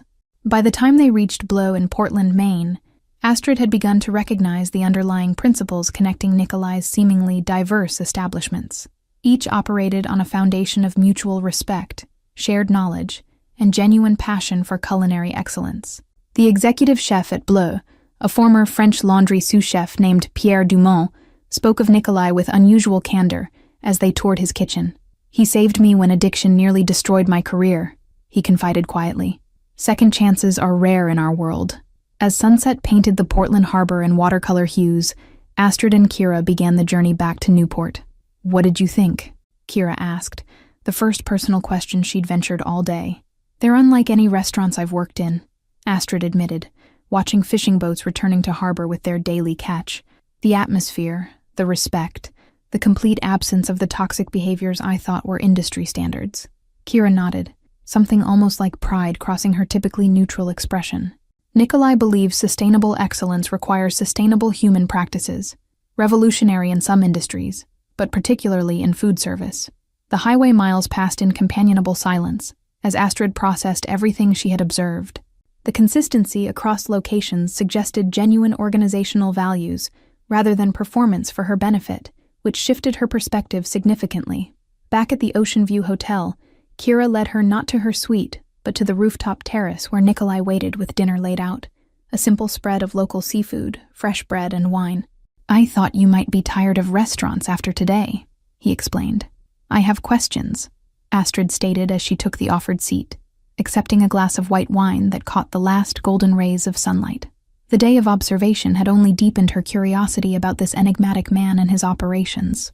Nikolai gestured for her to continue, his expression open in a way she hadn't previously witnessed. "I expected nothing less. Ask anything you wish. Your restaurants operate on principles that most of the industry considers financially impossible," she began, selecting her words carefully. "No extreme overtime, fair wages, respectful environments, quality staff meals. How is this sustainable? Conventional wisdom often confuses impossible with inconvenient to profit margins," he replied, breaking bread with practiced hands. "My businesses are profitable, just not exploitatively so." Astrid considered this as she sampled the perfectly grilled scallops on her plate. "The chefs I met today spoke about you with genuine loyalty, not fear. That's unusual in any business relationship, especially at their level. Fear is a useful tool for immediate compliance, but destroys innovation over time," Nikolai responded, watching a seagull circle overhead. "I prefer sustainable relationships built on mutual benefit and respect." The conversation continued as twilight deepened around them, touching on culinary philosophy, business ethics, and the state of the restaurant industry. As they spoke, Astrid found herself increasingly curious about the man behind the power and reputation. "Why food?" she finally asked, the question that had lingered throughout the day. "With your resources and connections, you could operate in any industry. Why restaurants specifically?" Nikolai's expression softened in the gathering darkness, illuminated now only by the terrace lanterns swaying gently in the evening breeze. "Food was safety in my childhood," he answered with unexpected candor. "When nothing else was certain, my mother ensured we ate." The vulnerability in his admission created a shift in the atmosphere between them, a momentary connection beyond their professional dynamic. Astrid recognized the universal truth in his words, how nourishment represented far more than mere calories for those who had known hunger. "Tomorrow you'll meet with my business manager to discuss potential positions," Nikolai continued, redirecting the conversation to practical matters. "Consider tonight which environment most appealed to you during today's tours." The following morning arrived with rainfall that transformed Newport into a watercolor painting of grays and blues. Astrid watched droplets trace patterns down her suite window, contemplating the decision before her with newfound clarity after yesterday's observations. Kira arrived precisely at 9, today accompanied by an elegant older woman introduced as Mrs. Levine, Nikolai's chief financial officer. Her silver hair was styled in a sleek bob that framed shrewd eyes, accustomed to evaluating assets and opportunities. "Nikolai speaks highly of your potential," Mrs. Levine began once they were seated in a private conference room, spreadsheets and contracts arranged neatly before her. "He's authorized several possible arrangements depending on your interests." The options were outlined methodically: immediate placement as sous chef at any of his East Coast restaurants, funding for advanced culinary education at international institutions, or, most surprisingly, capital for her own small restaurant concept, with mentorship from his executive chefs. "These are generous offers," Astrid said carefully, studying the detailed documents before her. Each option included housing allowances, health benefits, and professional development funds that far exceeded industry standards. Mrs. Levine's expression remained professionally neutral, neither encouraging nor discouraging any particular path. "Nikolai invests in talent that aligns with his values. The specific form that investment takes is negotiable."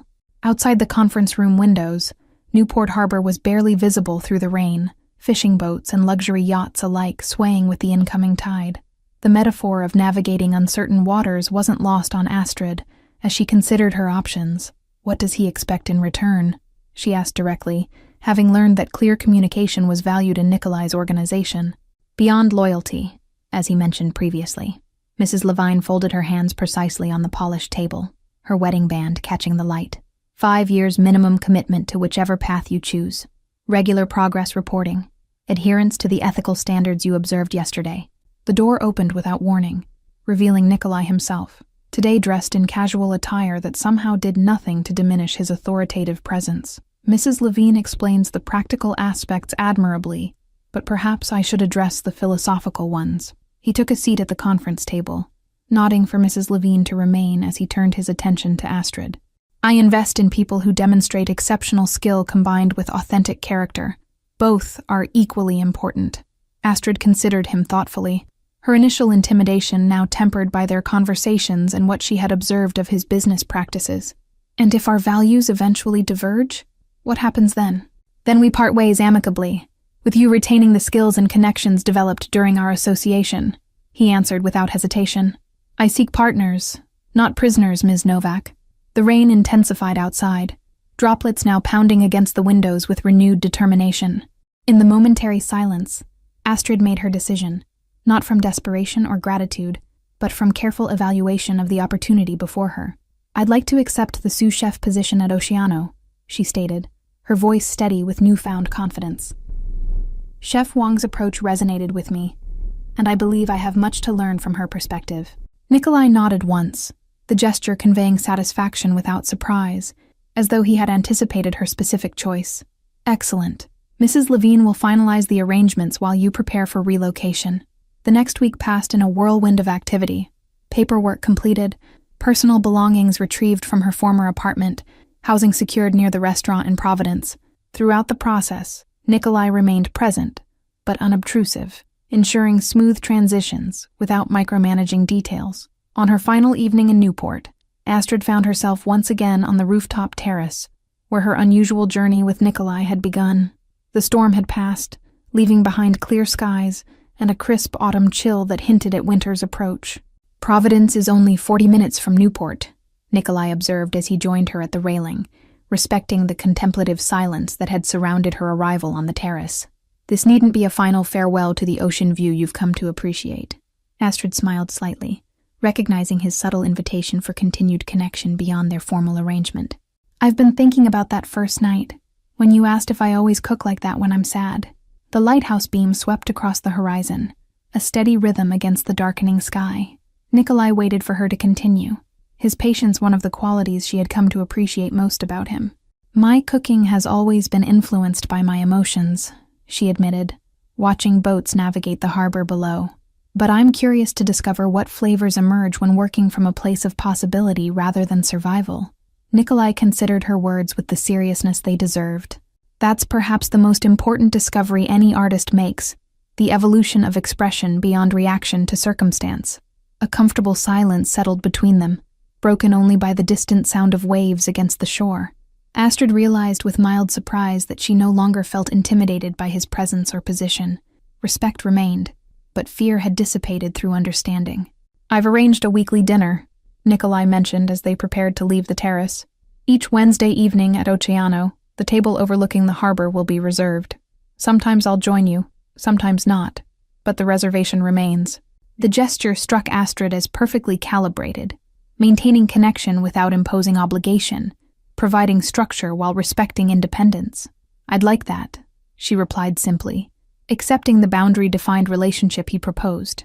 When morning arrived with golden sunlight streaming through her suite windows, Astrid found herself ready to embrace the next chapter, with clear-eyed determination. The car Nikolai had arranged waited below, prepared to transport her to Providence and her new beginning. 3 months into her position at Oceano, Astrid had established herself as an integral part of Chef Wang's kitchen. The transition from anonymous line cook to respected sous chef hadn't been without challenges, but the culture Nikolai had cultivated provided fertile ground for her growth. December transformed Providence into a postcard of New England winter charm, the harbor waters darkening to steel blue as holiday lights reflected off their surface. Astrid found herself appreciating the city's historic architecture during her morning walks to the restaurant. The Wednesday dinner tradition continued without fail, sometimes with Nikolai present, other times with only a handwritten note awaiting her at the reserved table. Today marked the 12th such dinner, coinciding with the first significant snowfall of the season. Astrid arrived early, using the quiet hour before service to review the special tasting menu she had designed for the evening. Chef Wang had gradually increased her creative responsibilities, allowing her to showcase her evolving culinary voice through seasonal offerings. Nikolai appeared precisely at 7, snowflakes still clinging to his coat as he entered the nearly empty dining room. Winter suited him somehow, his natural reserve harmonizing with the season's quiet intensity. I brought something for you, he said, after they had exchanged greetings, placing a carefully wrapped package on the table between them. The paper was simple brown craft, tied with twine in a utilitarian rather than decorative manner. Astrid unwrapped it carefully to reveal a worn cookbook, its spine cracked from use and pages stained with evidence of countless meals. Opening the cover revealed handwritten notes in Cyrillic script, delicate annotations filling the margins around printed recipes. My mother's, Nikolai explained, watching her handle the book with appropriate reverence. She documented her adaptations when ingredients weren't available in the Soviet Union, creative substitutions born of necessity rather than experimentation. The gift's significance wasn't lost on Astrid. This was no casual offering, but a piece of personal history, a window into the foundations that had shaped his understanding of food and survival. She closed the book gently, meeting his gaze with genuine appreciation. "Tell me about her," she requested, setting the cookbook aside with care. In their months of acquaintance, Nikolai had shared business philosophies and industry insights, but offered few glimpses into his personal history. Something shifted in his expression, a momentary calculation visible in his eyes before he made a decision. "She was a research chemist before the collapse," he began, his accent thickening slightly with memory. "Afterward, she cooked in a government official's home to support us." As their first courses arrived, Nikolai continued the story he had never shared in their previous conversations. His mother, once respected in academic circles, had reinvented herself when political upheaval destroyed her former life, using her scientific precision to elevate simple ingredients. She approached cooking like chemistry, precise measurements, controlled variables, predictable results, he explained, sampling the scallop crudo Astrid had prepared. But she added something science couldn't teach, the intangible element that transforms technique into art. The restaurant gradually filled around them, but their corner table remained a private island in the busy room, staff instinctively maintaining their bubble of conversation. Astrid listened with full attention, as Nikolai revealed more of himself than he had in all previous encounters. "We came to America when I was 14, he continued, winter light from the harbor reflecting in his eyes. She worked 3 restaurant jobs while pursuing citizenship, breakfast shifts, lunch service, dinner prep, often sleeping only 4 hours between them." Astrid recognized in his story echoes of her own grandmother's sacrifice. Different circumstances, but similar determination to create stability through relentless work. "She sounds remarkable," she offered simply, understanding how inadequate words were for honoring such resilience. "She died before witnessing my success," Nikolai said after a thoughtful pause, the statement delivered with quiet factuality that couldn't quite disguise the underlying regret. A simple infection became pneumonia, because she couldn't afford to miss work for a doctor's visit. The revelation hung between them, illuminating his business practices in new light, the comprehensive health care for all employees regardless of position, the insistence on reasonable hours, and sick leave without penalty. These weren't abstract principles but lessons written in personal loss. "My grandmother raised me after my parents died in a car accident," Astrid found herself sharing in return, offering her own vulnerability as acknowledgement of his trust. She had been a cook at a local diner for 40 years, with hands perpetually smelling of onions and love. Nikolai listened with the same focused attention he gave to business negotiations, absorbing her history without interruption. The symmetry of their shared losses created an unexpected bridge between their disparate worlds. Winter twilight cast long shadows across the restaurant, as Astrid described her grandmother's small kitchen, where spices were stored in repurposed jars, and recipes existed only in memory. The cramped space had taught her economy of movement and resourcefulness that even culinary school couldn't improve upon. Her grandmother's philosophy had been simple, yet profound. Food prepared without genuine care would never truly satisfy, regardless of expensive ingredients or technical perfection. Nikolai nodded in recognition, his own understanding of nourishment's deeper purpose aligning with this humble wisdom from a small-town diner cook. "She taught me that feeding people is a sacred responsibility," Astrid continued, memories surfacing that she rarely shared. Not just nourishing bodies, but seeing what each person needed in that moment. Comfort, celebration, courage, and providing it through food. Their main courses arrived. A venison preparation for Nikolai and butter-poached lobster for Astrid, both executed with the precision Chef Wong demanded. They paused their conversation to acknowledge the dishes before continuing their exchange of histories. "How did you transition from your mother's lessons to your current position?" Astrid asked, genuinely curious about the path that had transformed the immigrant teenager into the powerful figure seated across from her. Nikolai's expression darkened briefly, shadows of untold chapters flickering behind his eyes. "Not all stories are suitable for dinner conversation," he replied, the gentle deflection establishing a boundary she instinctively respected. Instead, he shared safer segments of his journey: culinary school funded by scholarships and night jobs, apprenticeships with demanding mentors, strategic investments in struggling restaurants where he recognized untapped potential. The narrative was truthful, yet clearly edited. Astrid recognized the careful curation of his history, the deliberate omission of chapters that likely contained difficult choices and moral compromises. Rather than pressing for details, she accepted the version he offered, understanding that complete transparency was neither possible nor necessary. Outside the restaurant windows, snow began falling in lazy spirals, each flake caught momentarily in the golden light before disappearing into accumulating whiteness. The weather created a cocoon of intimacy around their table, the rest of the dining room fading into comfortable background. Nikolai traced the rim of his wineglass with one finger, a rare gesture of contemplation that revealed momentary vulnerability. "Some nights, I still dream of my mother's kitchen," he admitted quietly. The sounds of her humming while she worked, memories more vivid than yesterday's meetings. "We're both products of kitchens that saved us," she observed as their dessert arrived. A simple but perfect crème brûlée with local berry compote. Different circumstances but similar sanctuaries. January arrived with bitter cold that transformed Providence Harbor into a landscape of ice floes and steel-gray water. Astrid had settled into a comfortable rhythm at Oceano, her responsibilities expanding as Chef Wang increasingly trusted her judgment and creativity.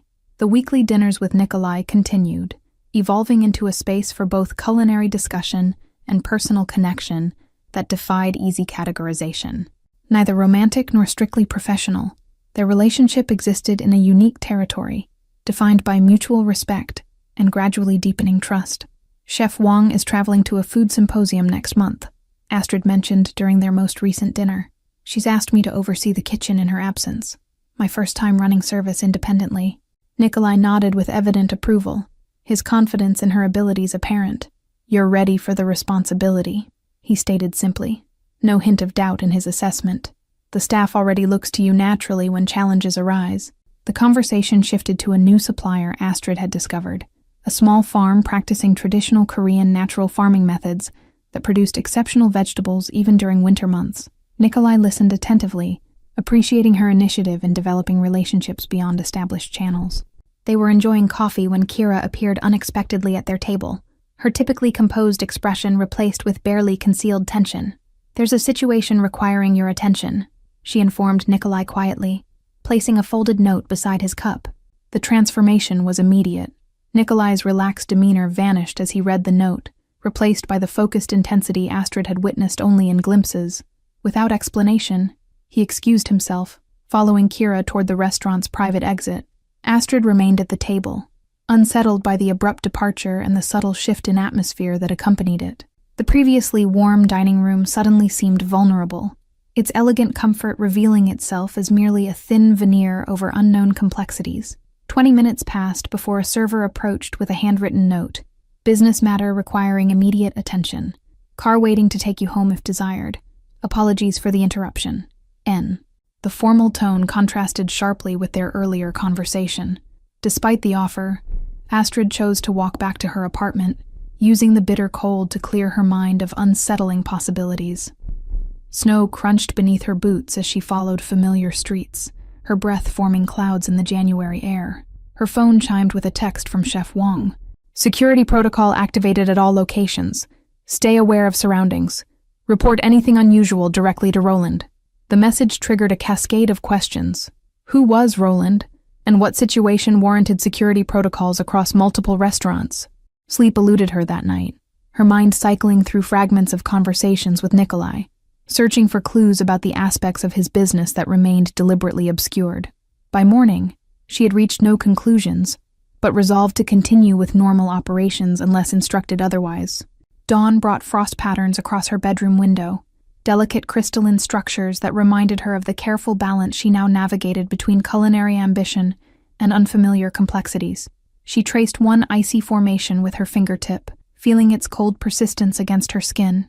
The morning staff meeting proceeded with superficial normality, though Astrid noticed subtle changes in security protocols. Delivery drivers now photographed and logged, unfamiliar faces politely redirected to the main entrance, staff schedules adjusted to ensure no one worked alone. These quiet adjustments spoke volumes about the seriousness of the unnamed threat. The restaurant operated with heightened vigilance over the following days. New faces appeared at service entrances and loading docks, professionally dressed individuals conducting quality inspections that clearly served alternative purposes.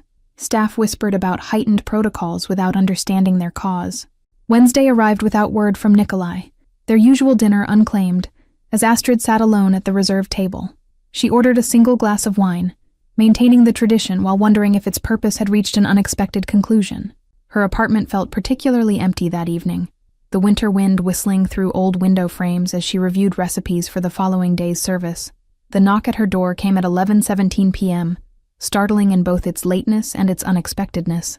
Caution made her check the peephole before unlocking the door, revealing Nikolai standing in her hallway, his overcoat dusted with fresh snow, and his expression more serious than she had ever witnessed. "May I come in? I apologize for the hour." Her apartment suddenly seemed inadequate through his eyes. The mismatched furniture collected from thrift stores, cookbook collections stacked on makeshift shelves, kitchen equipment organized with more practicality than aesthetics. Yet Nikolai entered with the same respect he showed in five-star establishments. "There's a situation you should be aware of," he began without preamble, declining her offer of tea with a slight shake of his head. "It doesn't directly involve you, but proximity creates potential vulnerability." Cold anxiety pooled in Astrid's stomach at his words, the vague warning more unsettling than specific threats might have been. "What kind of situation?" Machi asked, maintaining outward composure despite her racing heart. "A former business associate has resurfaced with grievances about our past arrangement," Nikolai explained, each word carefully selected. His approach involves targeting perceived vulnerabilities rather than addressing me directly. The implication crystallized in Astrid's mind. Her connection to Nikolai, however professional in nature, potentially placed her in the sightline of whatever conflict had emerged from his past. "You think he might approach me?" she asked directly. "It's a possibility I can't dismiss," Nikolai admitted, his expression revealing genuine concern beneath his typical reserve. "Security measures have been implemented at all locations, but personal vigilance remains essential until the situation resolves." Astrid processed this information with the same methodical approach she applied to complex kitchen challenges. "What exactly should I be watching for? How would I recognize a potential threat?" The refrigerator hummed in the background as Nikolai explained the psychology of indirect targeting, how adversaries often approached through seemingly innocent encounters rather than obvious confrontation. His knowledge on the subject revealed expertise beyond standard business acumen, hinting at experiences far removed from restaurant management. Astrid's culinary training had taught her to recognize subtle warning signs, the slight discoloration preceding spoilage, the faint aroma suggesting fermentation gone wrong, the almost imperceptible texture change signaling ingredient breakdown. Now she would apply that same observational precision to human interactions, watching for inconsistencies that might reveal hidden agendas. Nikolai leaned forward, his voice dropping to ensure privacy even within the empty apartment. "Unfamiliar contacts showing unusual interest in your routine or connection to me. Unexpected job offers. Anyone seeking information about restaurant operations or my whereabouts." The reality of Nikolai's world, the aspects that existed beyond elegant restaurants and culinary excellence, suddenly manifested in her modest living room. Astrid absorbed his warnings with the same focused attention she gave to complex recipes, memorizing essential elements. "I've arranged for a security consultant named Roland to be available to you at all times," Nikolai continued, sliding a business card across her coffee table. "The number connects directly to him, regardless of time or circumstance."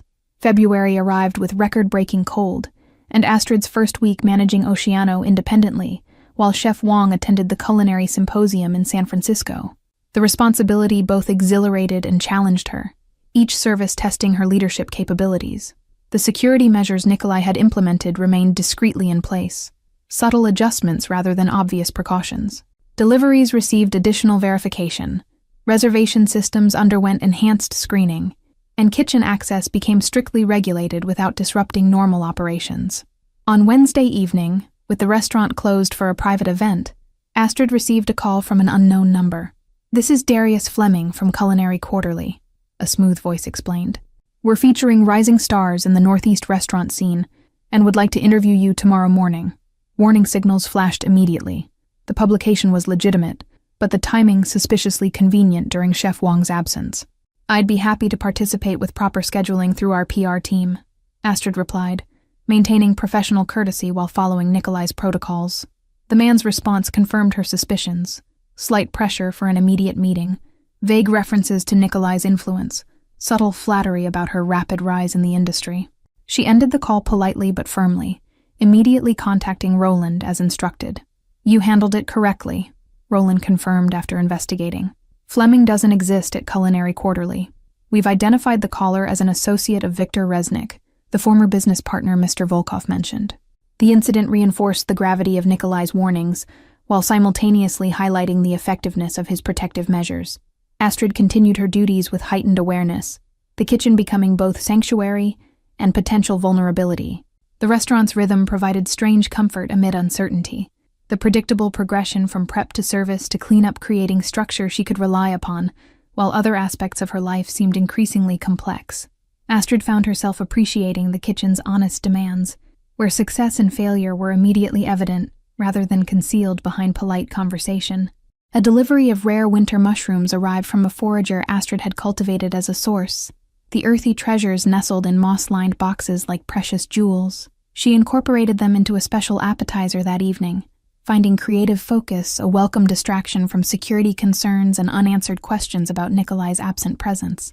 Chef Wang returned the following week, full of inspiration from the symposium and praise for Astrid's management during her absence. "Nikolai mentioned we should accelerate your development track," she commented casually during their post-service debrief. The statement caught Astrid by surprise. She hadn't spoken directly with Nikolai since his late-night warning, their weekly dinners temporarily suspended due to security concerns. "He's satisfied with my progress?" she asked, keeping her tone professionally neutral. Chef Wang's knowing smile suggested awareness of complexities beyond their immediate conversation. "More than satisfied. He's requested you design the full tasting menu for an important private dinner next weekend, something highlighting your personal culinary perspective." The assignment presented both opportunity and challenge, creative freedom coupled with heightened expectations for an event clearly carrying significance beyond ordinary service. Astrid spent the following days developing a menu that balanced technical excellence with emotional resonance. Inspiration came from unexpected sources, her grandmother's approach to humble ingredients, Nikolai's mother's resourcefulness documented in her cookbook margins, techniques gleaned from Chef Wang, all synthesized through Astrid's evolving culinary voice. The menu gradually took shape as a narrative, rather than merely a sequence of dishes. The private dining room overlooking Providence Harbor underwent subtle transformation in preparation for the event, the usual elegant simplicity enhanced with thoughtful details, hand-blown glass water vessels, custom ceramics from a local artisan, linens in deep oceanic blues rather than traditional white. 3 hours before service, Roland appeared in the kitchen doorway, his expression betraying unusual tension. "Change of plans," he announced, voice low enough to avoid staff overhearing. "Mr. Volkov requests the dinner be relocated to the Newport property immediately." Professional training kicked in as Astrid rapidly reorganized her plans, identifying which preparations could travel safely and which would require last-minute execution at the new location. Her team responded with similar efficiency, years of kitchen adaptability serving them well during the unexpected pivot. The convoy of vehicles, kitchen staff in one van, security personnel in another, Astrid with Roland in a sedan, traveled the coastal highway in silence, tension hanging in the air like the approaching snowstorm, forecasted for later that evening. No explanations were offered for the sudden change, and Astrid asked no questions. Newport's Ocean View Hotel welcomed them with heightened security presence, staff moving with practiced precision that suggested this wasn't their first emergency protocol activation. Astrid was escorted directly to the kitchen, where equipment had already been prepared according to her specifications. The familiar space where her journey with Nikolai had begun now seemed transformed by context and circumstance, the gleaming surfaces and professional equipment unchanged yet somehow different. Astrid centered herself with 3 deep breaths before directing her team to resume preparations. As service time approached, Roland reappeared with final instructions. 8 guests total, he informed her. Mr. Volkov requests you personally present each course and remain in the dining room between services, rather than returning to the kitchen. The unusual request, keeping her visible rather than sequestered in the kitchen, suggested her presence served some purpose beyond culinary presentation. Astrid changed into the chef's jacket provided for the occasion, noting its custom tailoring and subtle embroidery of her initials near the collar. When she entered the private dining room carrying the first course, the tableau before her clarified everything. Nikolai at the head of the table, flanked by Ms. Kasov and other familiar faces from their first dinner months ago.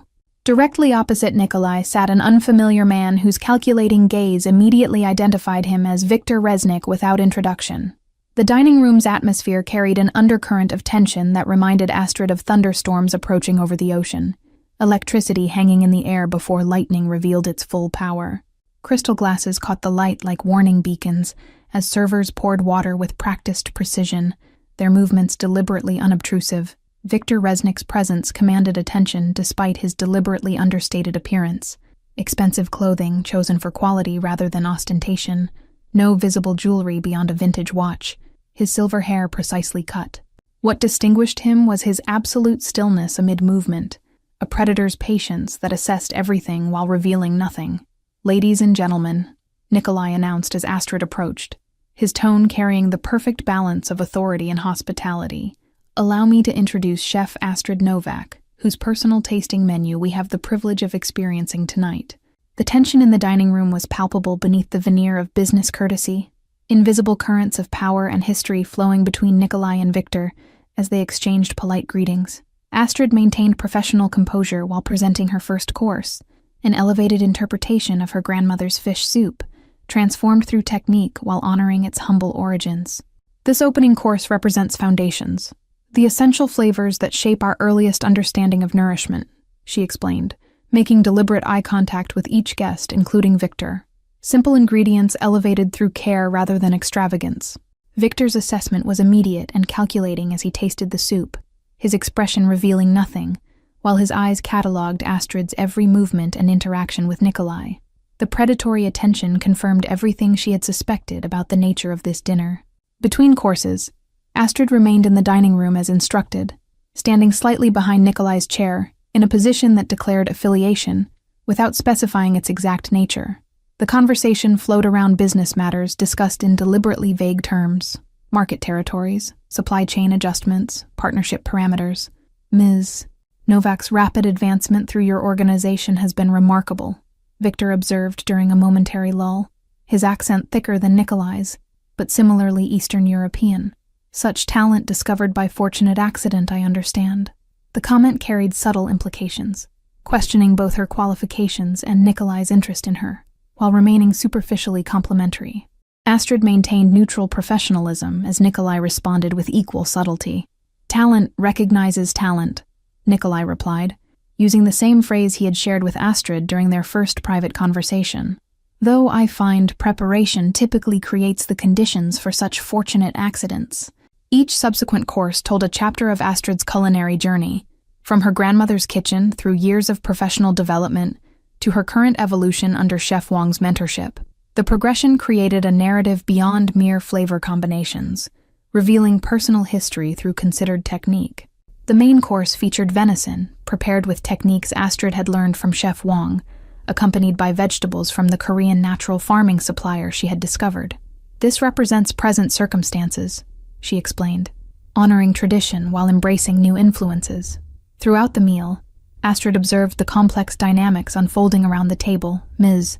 Kasov's calculating assessment, the silent communications between security personnel positioned discreetly along the walls, the measured intensity with which Nikolai and Viktor maintained their polite facade.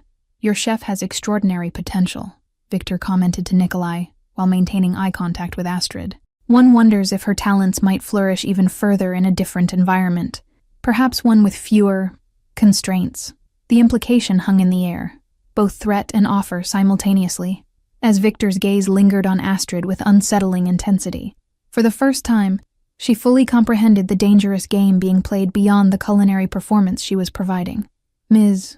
Kasov intervened with practiced diplomacy, redirecting conversation toward neutral territory, with a question about sustainable fishing practices that allowed Astrid to showcase her knowledge while diffusing immediate tension. The businesswoman's sharp eyes communicated clear understanding of Viktor's tactic and subtle alliance with Nikolai's position.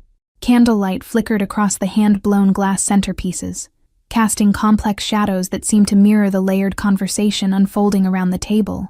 Astrid noticed how security personnel repositioned subtly whenever Viktor shifted in his chair, their movements casual yet precisely coordinated like dancers following unheard music.